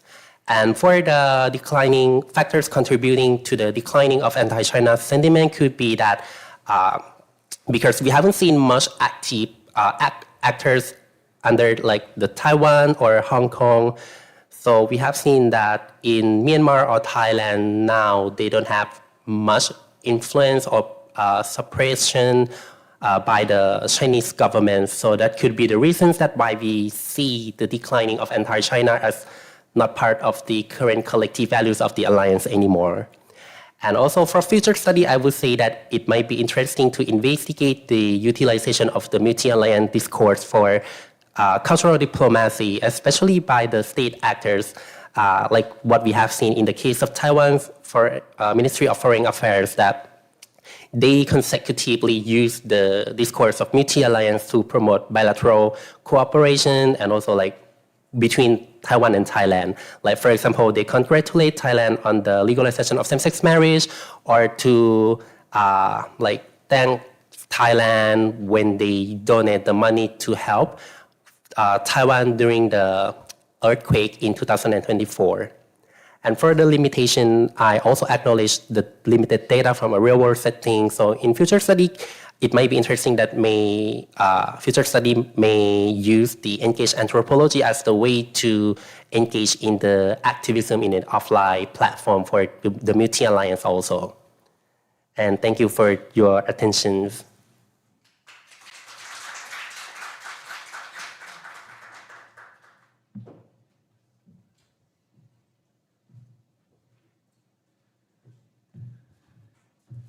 Okay, thank you, Kun Pakon, for your presentation. So, it is very awkward to introduce myself here again. So my name is Jung-woo Lee for presentation. So my presentation is entitled "When Hidden Transcript Becomes Public." Well, I think I used the wrong verb, but I'd rather say maybe when the hidden transcript gone public. So I would like to address why people shifted their hidden transcript into public, and then how their modes of the resistance have adapted to the draconian law, the oppression under the draconian law, especially after 2021.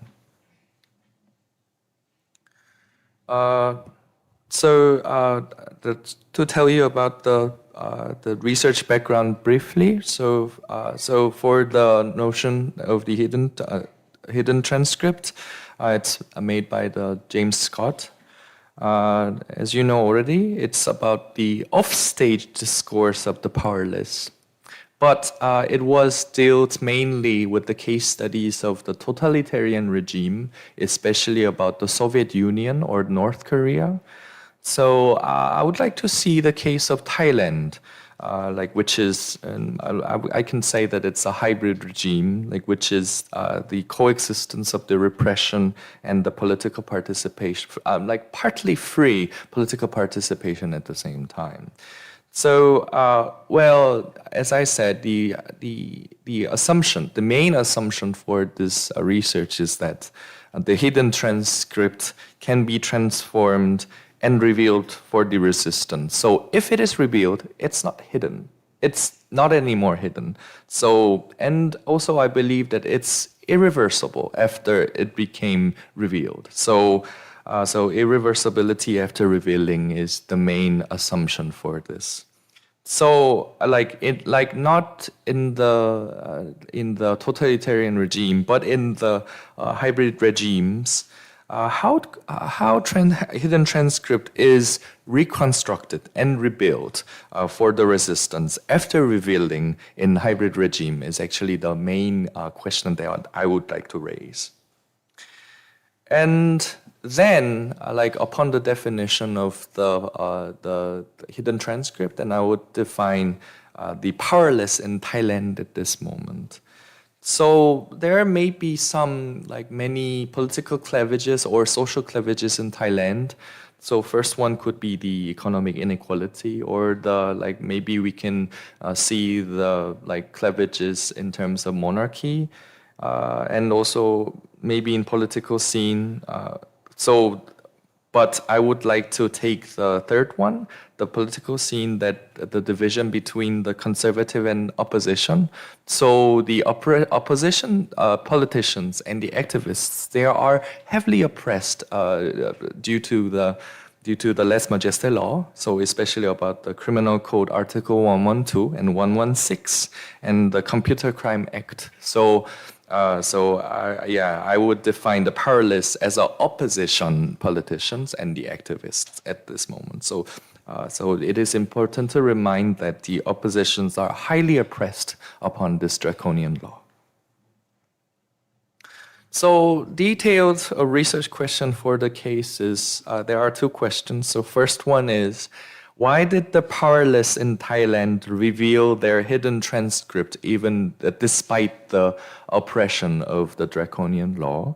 And the second one is about how did their strategies shift after exposure under draconian law? So the methodology, I conducted the field work for 3 months from October to December 2024, and I conducted additional interviews this year. So, and also I did some direct observations on some cases, so I will report it with the pictures later. And for the interviewees, there are 12 activists. So actually, most of the leaders are imprisoned now. So I just interviewed the 12 activists. Some under investigation for Article 112, and some were imprisoned. So they are now escaped, and then they are now still engaging in the political activism. So methods, I actually did the in-depth interviews. So I met them multiple times because I wanted to cross-check about their witnesses, about their consistencies on their tones and messages that they are delivering, and also the participant observation I did the participant observation on it. So for the reliability of the interviews, I cross-checked multiple interviews, and not only the multiple interviews with a single interviewee, but also I wanted to compare the contents across the interviewees. So yes, so that I could identify recurring patterns that they would like to deliver to the world. So for the first question, why did the powerless in Thailand reveal their hidden transcript to the public? Because the hidden transcript is not anymore the hidden. The significant reason that they witness is the collapse of hope on politics.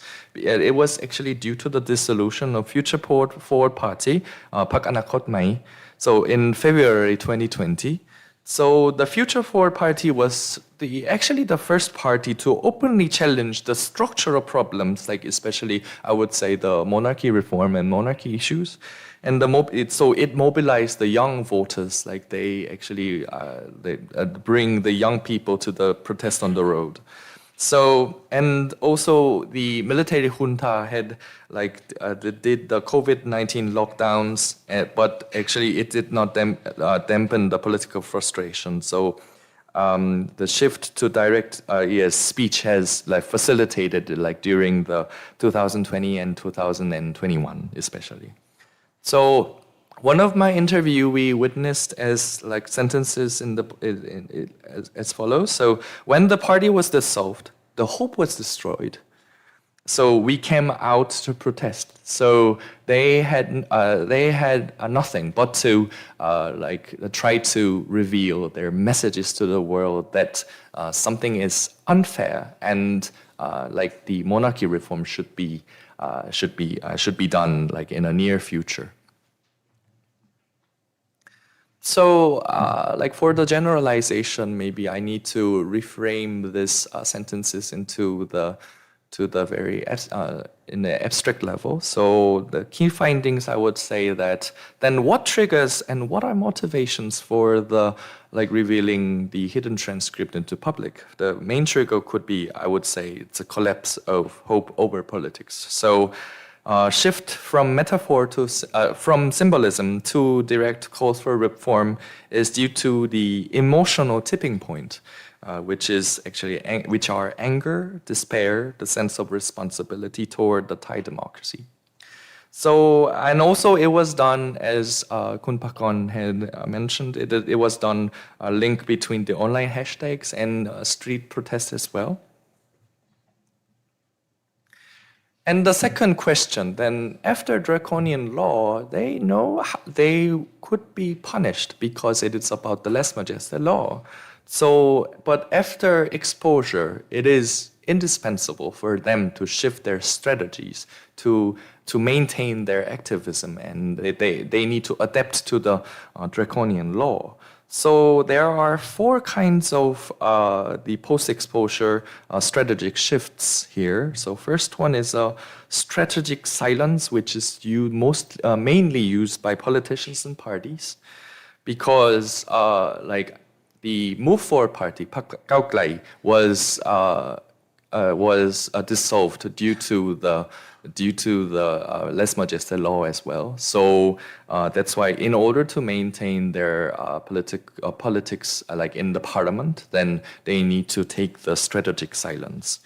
And maybe the rest 3s are for the activists mainly. So second one is the exile and international networking. So last April, I went to Vancouver to meet some asylum seekers, Thai asylum seekers in Canada. So I interviewed them as well. And the third one is it's actually they can mention directly about the Article 112 or 116 and its revision, or the monarchy reform, because they will be punished if they mention it again. So for their shift, they chose rather legal advocacy and trial support, because there are still who are imprisoned and under investigation of 112, and they are actually suffering from the very unfair trials because judges, they do not want to listen to witnesses of the activists, because it is related to the lèse majesté law, so which is the violation toward the Thai constitution and Thai monarchy. And the last one would be the institutional engagement, especially about the constitutional reform. So what surprised me was actually activists, they go under umbrella of the conservatism as well, because in the conservative politician parts or political parties or in institutions, there are someone who are interested in revision of the constitution. but not necessarily the revision of the Article 112 or lèse majesté law, but the constitutional reform. So yes, so I will show you some examples on it. So exile and networking. So if you go to Bangkok now, like you can see many like the artworks or the people in especially in Vancouver or United States, in Wisconsin, Madison.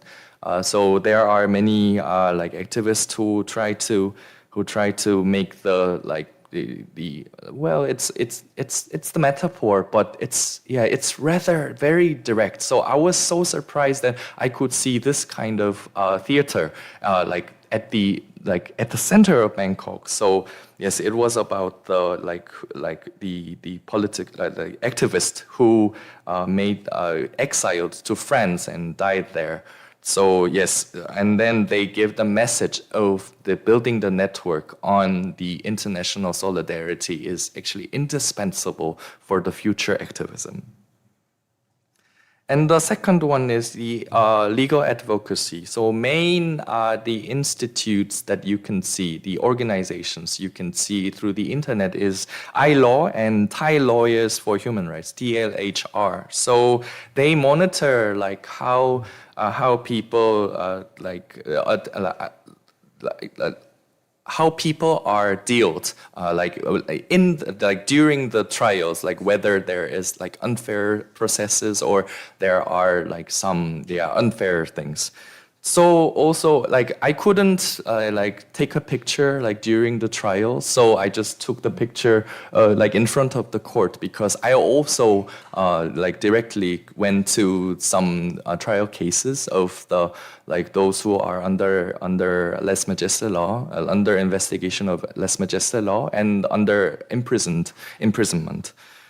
And also, like in the right picture, it is the picture of those are now being imprisoned. So yes, so they try to keep monitoring like how many days they are imprisoned, and like what situations are they facing. So they are facing. So yes, I think the monitoring is also the very important issue in terms of also monitoring their conditions of the imprisonment. And the institutional engagement, I was so surprised that Senate, it was previously appointed by the military junta, but now elected, it has a very weird electoral system though. But the Senate, it was in front of the Parliament building in Bangkok, and then it actually the far right person, Ajahn Prapat, he's also now the senator. Now he's supporting the revision of the political the revision of the constitution in terms for the people. So he tries to invite some activists, and then they try to make a discussion among people in the place. So, and then he invited me to make a lecture on the Korean Constitution and presidential impeachment. So because on the day, he abruptly invited me so that he could give some give a lecture. So it was, the main question was actually about how the Korean Constitution could prevent the self-coup, which happened last year, December last year. And then they kept asking me which the articles or the things, the main factors that how the National Assembly could stop the self-coup. So yes, and then I got this letter for the message of the gratefulness. But yes, it was my great opportunity, and I was also surprised that I could meet many activists over there. So, and also they raised their opinions to the senators on their opinions on the revision of the constitution. And also you can, on the Instagram, you can find the webpage popcorn, like which is the abbreviation of the popular constitution. So it is actually supported by the Senate, but mainly organized by the activists. So they try to make why constitution revision should be done upon the point view of the perspective of the people, of the public. So actually, like without mentioning the Article 112 or the monarchy reform, but they try to make the indirect approach toward the revision of the constitution. So this is the fourth pace we can see for the shift of their modes of the strategy for the resistance. So for the theoretical implications, I don't know whether it is the extension of the James Scott because it is out of sight from his scope of the hidden transcript. So maybe hope collapse could be as a trigger to reveal hidden transcripts for resistance in hybrid regime. And in hybrid regime, emotional rupture, especially the hope collapse in the Thai case, could lead to public exposure of hidden transcripts. And four types of reconstruction could be, I told you, strategic silence, exile, legal advocacy, and institutional engagement could be the four types of reconstruction. So even like for the institutional engagement, especially for the revision of constitution, they can go under the umbrella of even somewhere conservative. So lastly, key takeaway could be, hope collapse over politics and public distrust over political institutions in hybrid regimes can trigger the public exposure of hidden transcript, prompting strategic adaptations for survival. And then four ways of resistance after rebellion could be, again, strategic silence, exile, legal advocacy, and institutional engagement, especially about the constitutional revision. So this is all for my presentation. Thank you very much.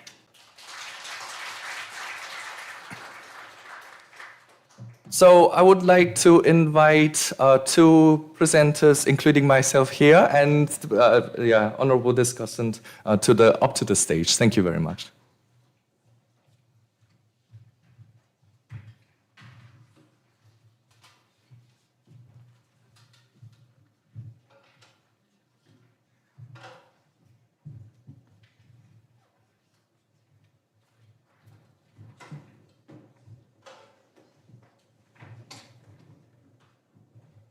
So Professor So, you have 12 minutes. 12 minutes. But you can use 1 more minute as Okay. Dr. Pasadeo did. Thanks. And we don't have time for audience question. Audience questions? Well, if there isn't, we can. There are so many in the room, right? So maybe they have some questions.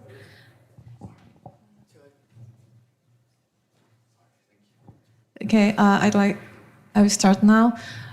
Thank you for having me. I'm Jiwon. I teach at this university at the Department of Asian Languages and Civilizations, Southeast Asia major.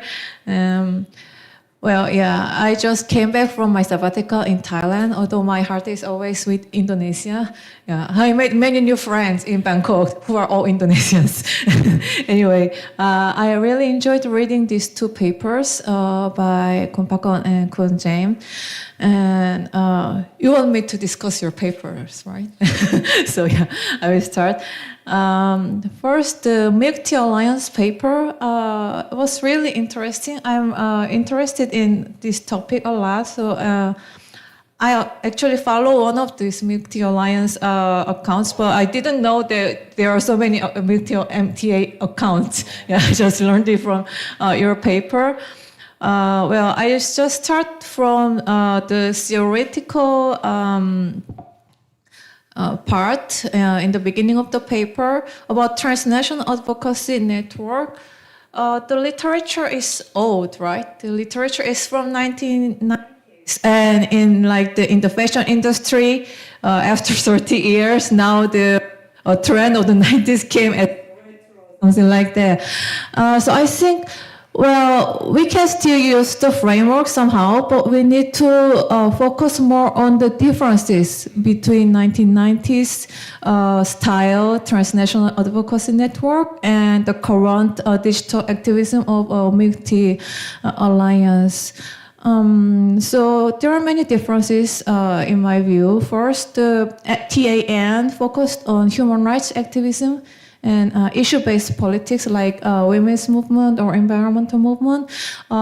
In contrast, MTA focuses on pro-democracy activism, right? Anti-authoritarianism. Yeah, of course, the TAN is also related to pro-democracy activism through the power of human rights argument.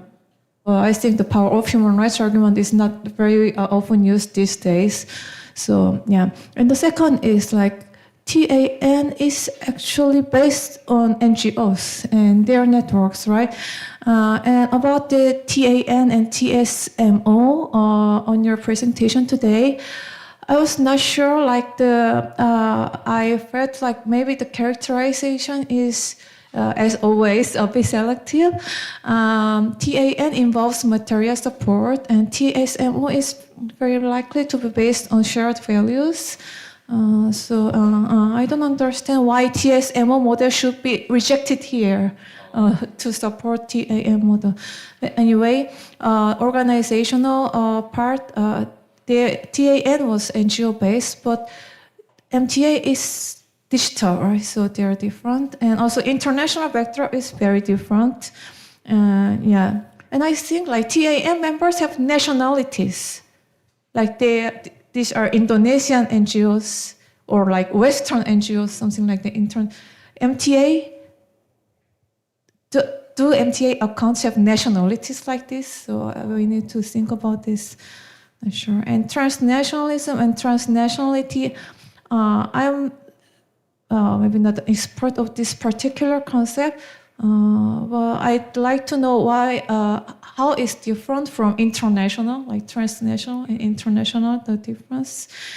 And the three accounts that are introduced in your presentation, and MTA, Alliance MTA movement in general, I want to know more about MTA. Because like we are not researchers of MTA, and although I'm actually interested, so I googled MTA for a long time and follow one of them. But anyway, we don't know who they are and what their relationship between each other is like. Like what is MTA, and is it a membership, or can I just self-proclaim of MTA Korea, something like that? And from this paper, it looks like a bunch of Thai pro-democracy activists who are also interested in Myanmar and Cambodian politics and supported by Thai Ministry of Foreign Affairs. And so this is like the impression I got from the paper. Maybe my reading was not correct. And there's not enough explanations of neither milk tea nor alliances. So alliances I just discussed briefly, and milk tea. Do you think is milk tea? Do you think milk tea alliance is pan-Chinese movement? I think everybody is interested, and although this is not a part of the major part of your paper, I want to know more about this. And well, they resisted China, but also maybe they are like projecting on alternative Chinese, ethnic Chinese models of political models, something like that. So how Chinese is MTA? So yeah, there are Thailand, Hong Kong, Taiwan, but also Myanmar and India. Well, how Chinese? I'm interested. And the values, like the initial values and current values, I'm very much interested in, I found it very interesting, the part on the values, the democratic values, statements on Myanmar, Thailand, Rohingya, and Uyghur, and against homo-nationalism, gender issues, all very interesting. I really enjoyed listening to your presentation, but I think this part not really specified or discussed in the presentation is the difference between initial values and current values. You mentioned that is now less anti-China, but the data don't really show it. And I want to know why less anti-China right now. So these are the parts I'm interested. And I think, okay, so MTA, from MTA I learned a lot. They inspire the digital citizens who are not necessarily young and around the world. But I think many people are also interested in like effectiveness of the alliances as at least the self-evaluation of some effectiveness. They made lots of statements on different issues, but how are they effective in, I don't know. Actually, in the case of BIMSTEC protest, I think it was very effective because there are not so many vocal opposition to this meeting. Anyway, I think I'm interested in, and sometimes it doesn't even look very active. No, like so. We discussed the changing values, but also we need to discuss the changing intensive engagement or something like that. And methodology needs to be more specified too. But overall, I really enjoyed your paper and presentation, and I learned a lot. And Kwon Jung-ho's paper was also very interesting to me. So the question was how hidden transcript is hidden transcript is reconstructed and rebuilt for the resistance after revealing in hybrid regime. Well, I will start with this. I think it can still remain hidden. I'm not an expert of this particular concept again, like the hidden transcript, but I think it can still remain hidden, some revealing, right? Because political discourses are not contemporary art. The pool is limited, right? It's all the same story, not very new. So yeah, and the question and the powerless you define as conservative and opposition. This is good, and I think we need to again specify about the concept of hidden transcripts. Like, what are hidden transcripts? What constitute hidden transcripts and what count as hidden transcripts? So silences are not hidden transcripts. And how hidden should it be to be hidden transcripts? And why do we need hidden transcripts concept here? I think if you focus on 112, it's not hard to make convincing argument. It's very convincing. But if you'd like to include support for Future Forward Party and Move Forward Party in the interview data, I'm not sure. You need to link them well. Of course, they are like linked, but how linked? And hidden transcripts is actually interesting, especially as I just said, related to the Lese Majesty law and 6 October and the monarchy reform issue. It was really hidden transcripts back then when the Future Forward Party activists were young students. Now it's not, right? But I'm not sure. So are you planning to trace this evolution of discourse for like over decades? And one characteristic of hidden transcripts is that they are hidden. So they are hard to read. So how are you going to read them? And I don't know. And as a scholar, don't you also want to keep your transcripts hidden in on this issue? I'm just asking. And so I think the current interview data are very interesting, but I'm not sure whether it supports the hidden transcript idea. Because like in the paper, there were like people who came out, but came out simply meant like joining protests. So, and I'd like to also ask Where are the red shirts? Where are the senior activists? There are only young activists in your. I read it in this way. So if this paper is to be about evolution of hidden transcripts into public transcripts, I think they should be here. It's unfair to exclude them from your paper. But actually, the part I found most solid in your paper was the fourth strategies part. The transformation of the movement from 2020 to 2024. I think this part is very good, and I learned a lot. But I think it does not. This part does not really need hidden transcripts argument unless there are more data.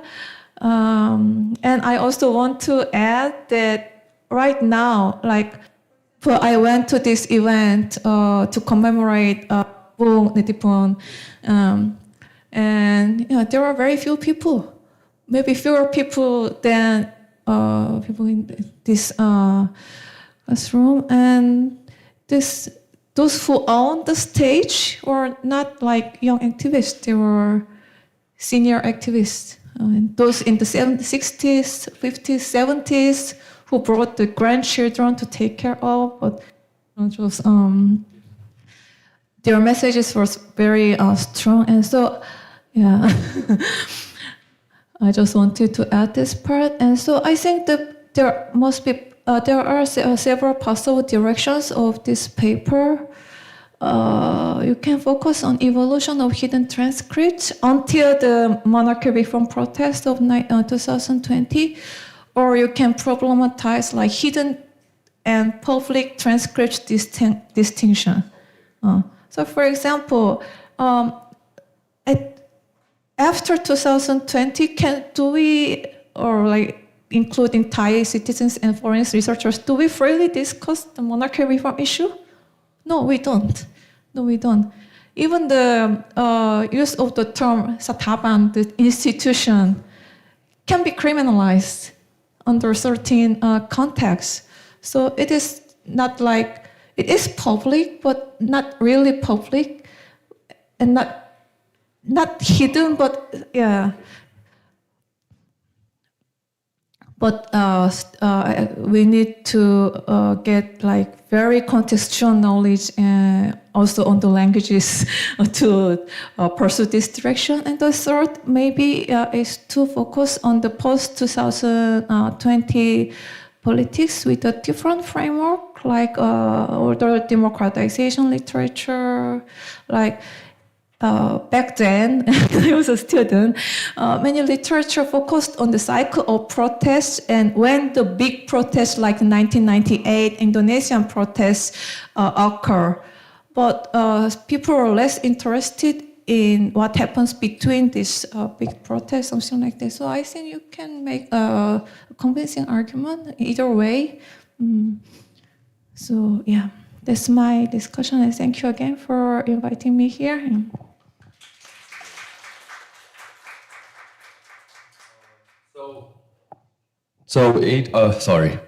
Each presenters, including myself again, so we can just give a 1-minute response to the discussion briefly. Thank you very much. So Kun Pakon.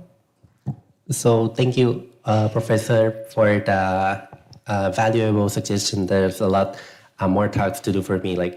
Also, I would give some feedback in terms of the values, the changing values between the early stage and the current stage, like why the Chinese anti-China has seen less significant.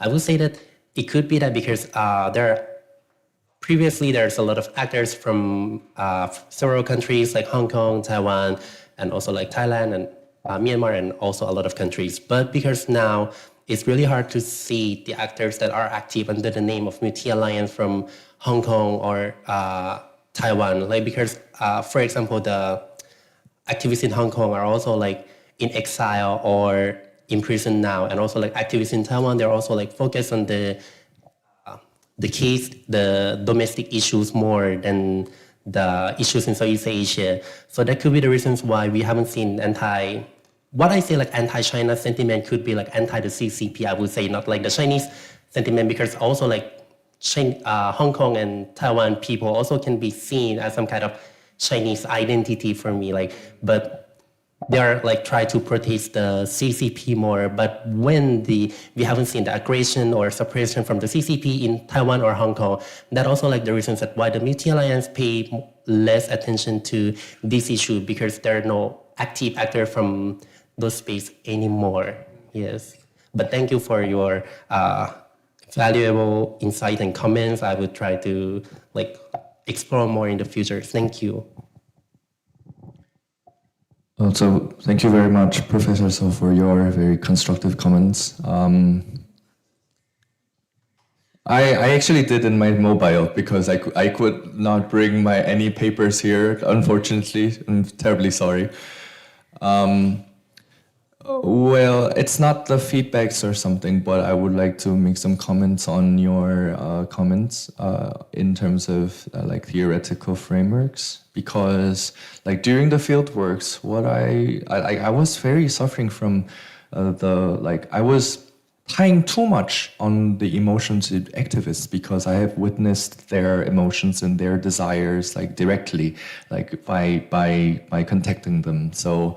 And also, like with the very huge, heavy flows of the interview contents, I could not decide what the theoretical framework could be for my dissertation work. So that's why I wanted to use the hidden transcript. But the thing is, if hidden transcript is revealed, then it's not hidden anymore. So the thing is, I wanted to like figure like how I can use it, or maybe like the idea is, I think, very like precious for me today, since like the distinction between the public and the hidden could be problematized, and then maybe it could be reconstructed in a way that you have suggested. And the third one could be like I also do not know how to do it further, but I will try to figure it like for working on the dissertation in the future. So thank you very much for your comments. Okay, so yeah, this is the comments for mine. Okay, so these were the discussions. So I like, even though it is the lunch time, I would like to use 10 more minutes, like opening like questions from the floor. So yes, you may go back to your seat. Thank you very much. So no. Maybe the presenters can approach up to the stage, and then they can get the questions from the floor. So maybe, given the time constraints, maybe we can get some 2 or 3 questions from the floor, like including the papers on the Indonesian studies as well. So, are there any questions from the floor? Yes. Could you please hand the microphone for her? Thank you so much. My name is Carmen del Rio from Peru, and I don't know much about Indonesia, but when I heard the first paper, I was thinking also about Peru and how right now parties that you will say that are completely opposite actually collaborate and running the country in ways that we don't like. But at the beginning, in 2021, they present themselves as very opposite parties, like claiming different views of the country. But right now, they vote the same, and they do all together things. So I was thinking about your paper, and maybe it was how these are real parties, in the sense that they are, because, for example, right now towards our 2026 elections, we have 43 parties, political parties. But maybe there are no like parties, right? So maybe you can explore more about how these parties you analyze are real parties, how they differentiate between each other, or maybe are the same but under different labels. And in your paper about the hidden transcripts, I was thinking about hiding from whom, and hide them in the sense that I know that I have these pains and I am just not talking about it, or maybe I don't know my pains. So these levels of what means hiding or hidden, and from whom and among who, if it's, for example, hiding from the public, who are talking about these kind of things. Thank you. So we will get 3 questions all together, and then the panelist could respond to it. So yes, could you please hand the microphone there? Okay, thank you. My name is Azaki. I'm from Indonesia. I study in SNU in engineering, but actually my background is public policy. So yeah, it's quiet. I'm really interested on Indonesian discussions, the previous discussion. First about the budget thing. One thing that I want to ask is like, on your research, which budget that you mean? Is it village budget, or the local government budget? Because the process of 2 of them is different. The process for the participations and the implementation, the institutionalization is different, way different. So it's like I think you have to mention it, whether it's a village fund or, and I think Yogyakarta is also really a well-known city, especially for the local empowerment. They built their own, they're really well-known because of the touristic places, many touristic places, especially in the cultural and natural tourist place, but also it's being managed by the local community. So maybe you can give kind of elaboration on that kind of thing, how they plan their budget, how they monitor, and how they implement the budgets. If it's village funds, it's gonna be really good. I think because like it gives more explanations or more like descriptions about the use of the fund. And for the second research, actually the first research, right, from Menkel. So, well, thank you for bringing that. Really interesting about the political hemisphere in Indonesia.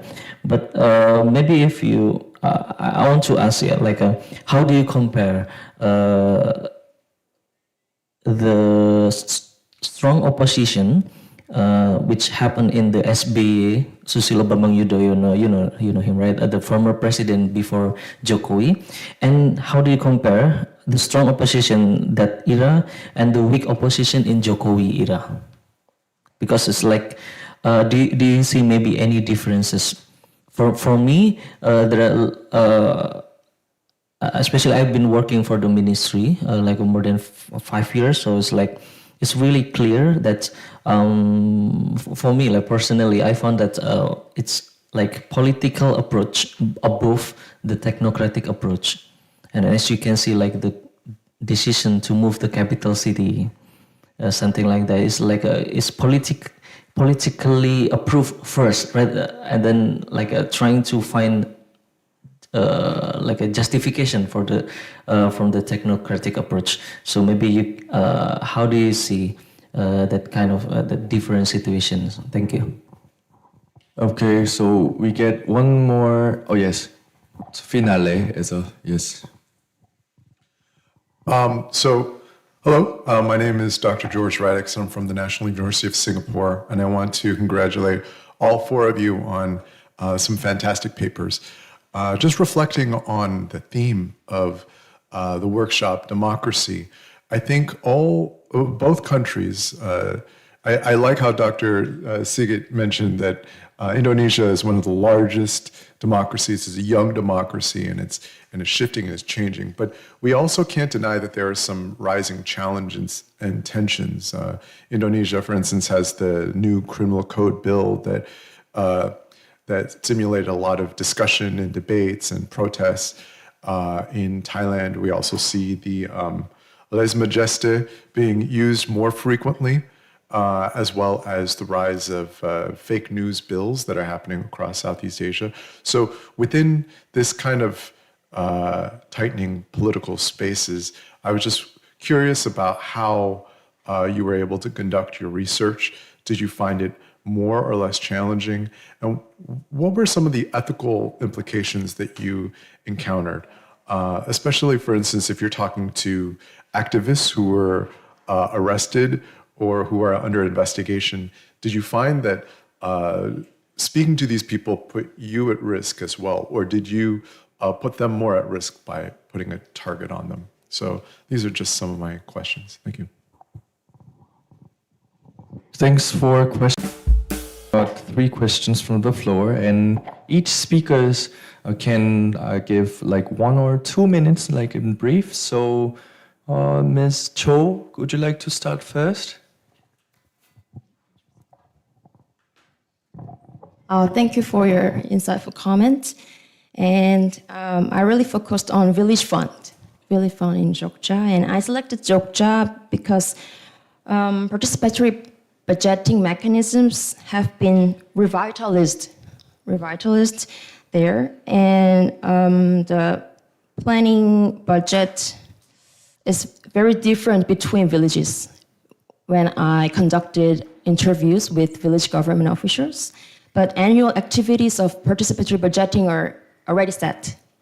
So I think we need to meet next outward. Yeah.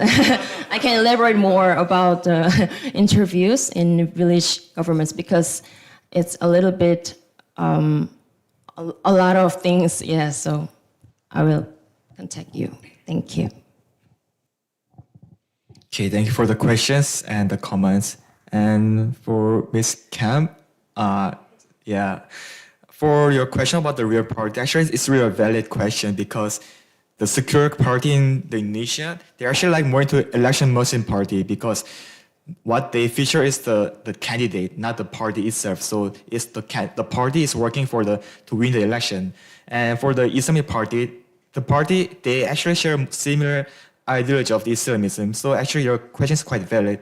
But my paper, the point is that the parties, they're based, the ideology is different. One is secularism and one is Islamism. Although we don't really know whether they're a real party or like how the party is functioning, where the structure is like valid, but we don't know about that. But I still thought my research has a point because they have different ideology, but like secularism and Islamism, the religious parties, but they still do cooperate. So that was my point. And for the Mr. Azakri, if I'm right, your name, about the strong opposition and the weak opposition during the different period of the incumbency, like of course, like there will be a lot of factors, like I don't know, maybe the culture or like Islamic, like protests during the Jokowi, the Ahok incident, that kind of stuff. I don't know, but like. If I try to defend my papers, I would say that maybe because the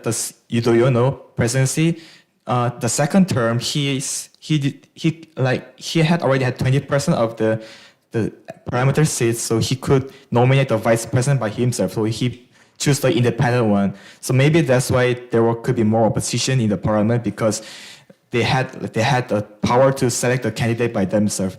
But for the Jokowi, he didn't really.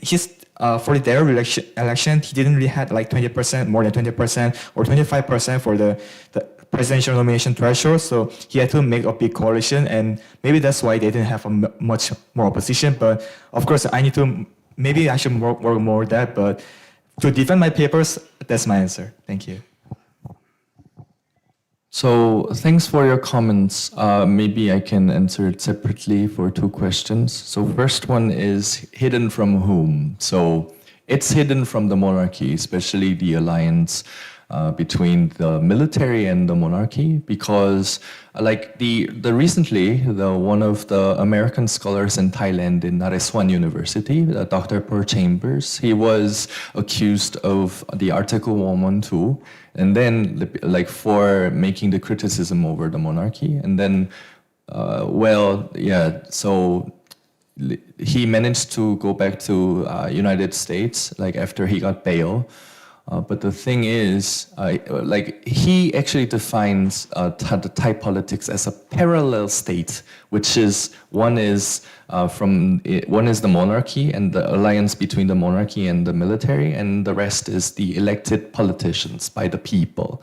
So the vicious cycle of Thai politics is that when there is something, when the one parallel believes the other problematic, then they stage a coup.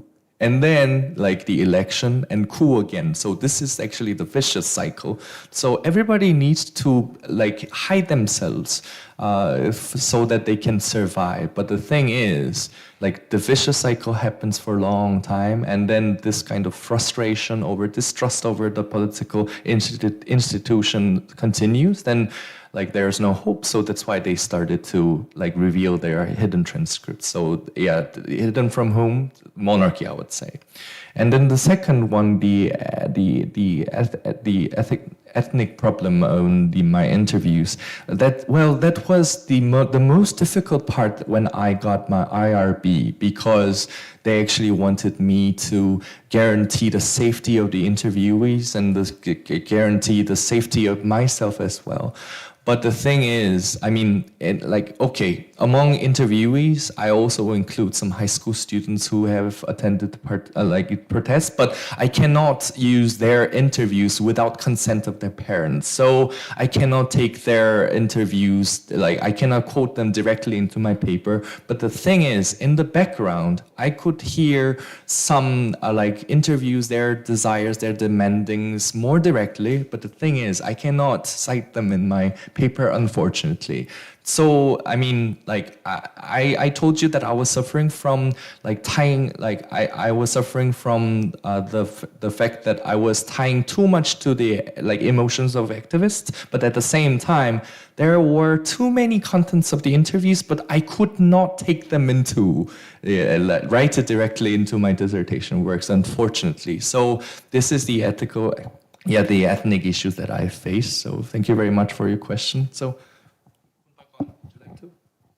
Yes, I also like thinking that ethical consideration is also important, especially for Thai refugees or political activists that are under some threat by the Thai government. Also, even I try to use digital ethnography, there are also some challenges that need to be taken into consideration as well. I try to not to identify the real person, so that I also can be sure that these 3 accounts are not can be traced, who are the person who are running the account, so that they also can be sure that they cannot be threatened by the Thai government or some kind of state agencies that can threaten their right to voice any kind of political issue. So I think it's important for, especially in Thailand, that we should take these issues into account.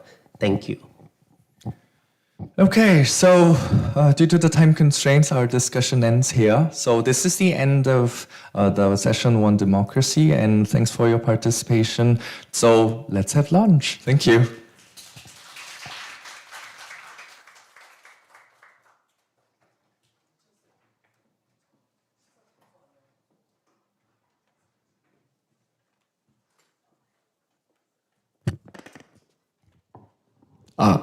Thank you again to our presenters and discussants for a very engaging session. We will now take a break for lunch. Today's lunch will be provided in lunch boxes with 2 menu options, and you should take the lunch at the room 230, because we are not allowed to take any foods inside the halls. And we hope you have a pleasant break, and we'll continue to keynote lecture by Professor Brenda after the lunch. Thank you. 점심은 230호에서 드셔야 합니다. 여기서 드시면 안 되셔서. 네, 감사합니다.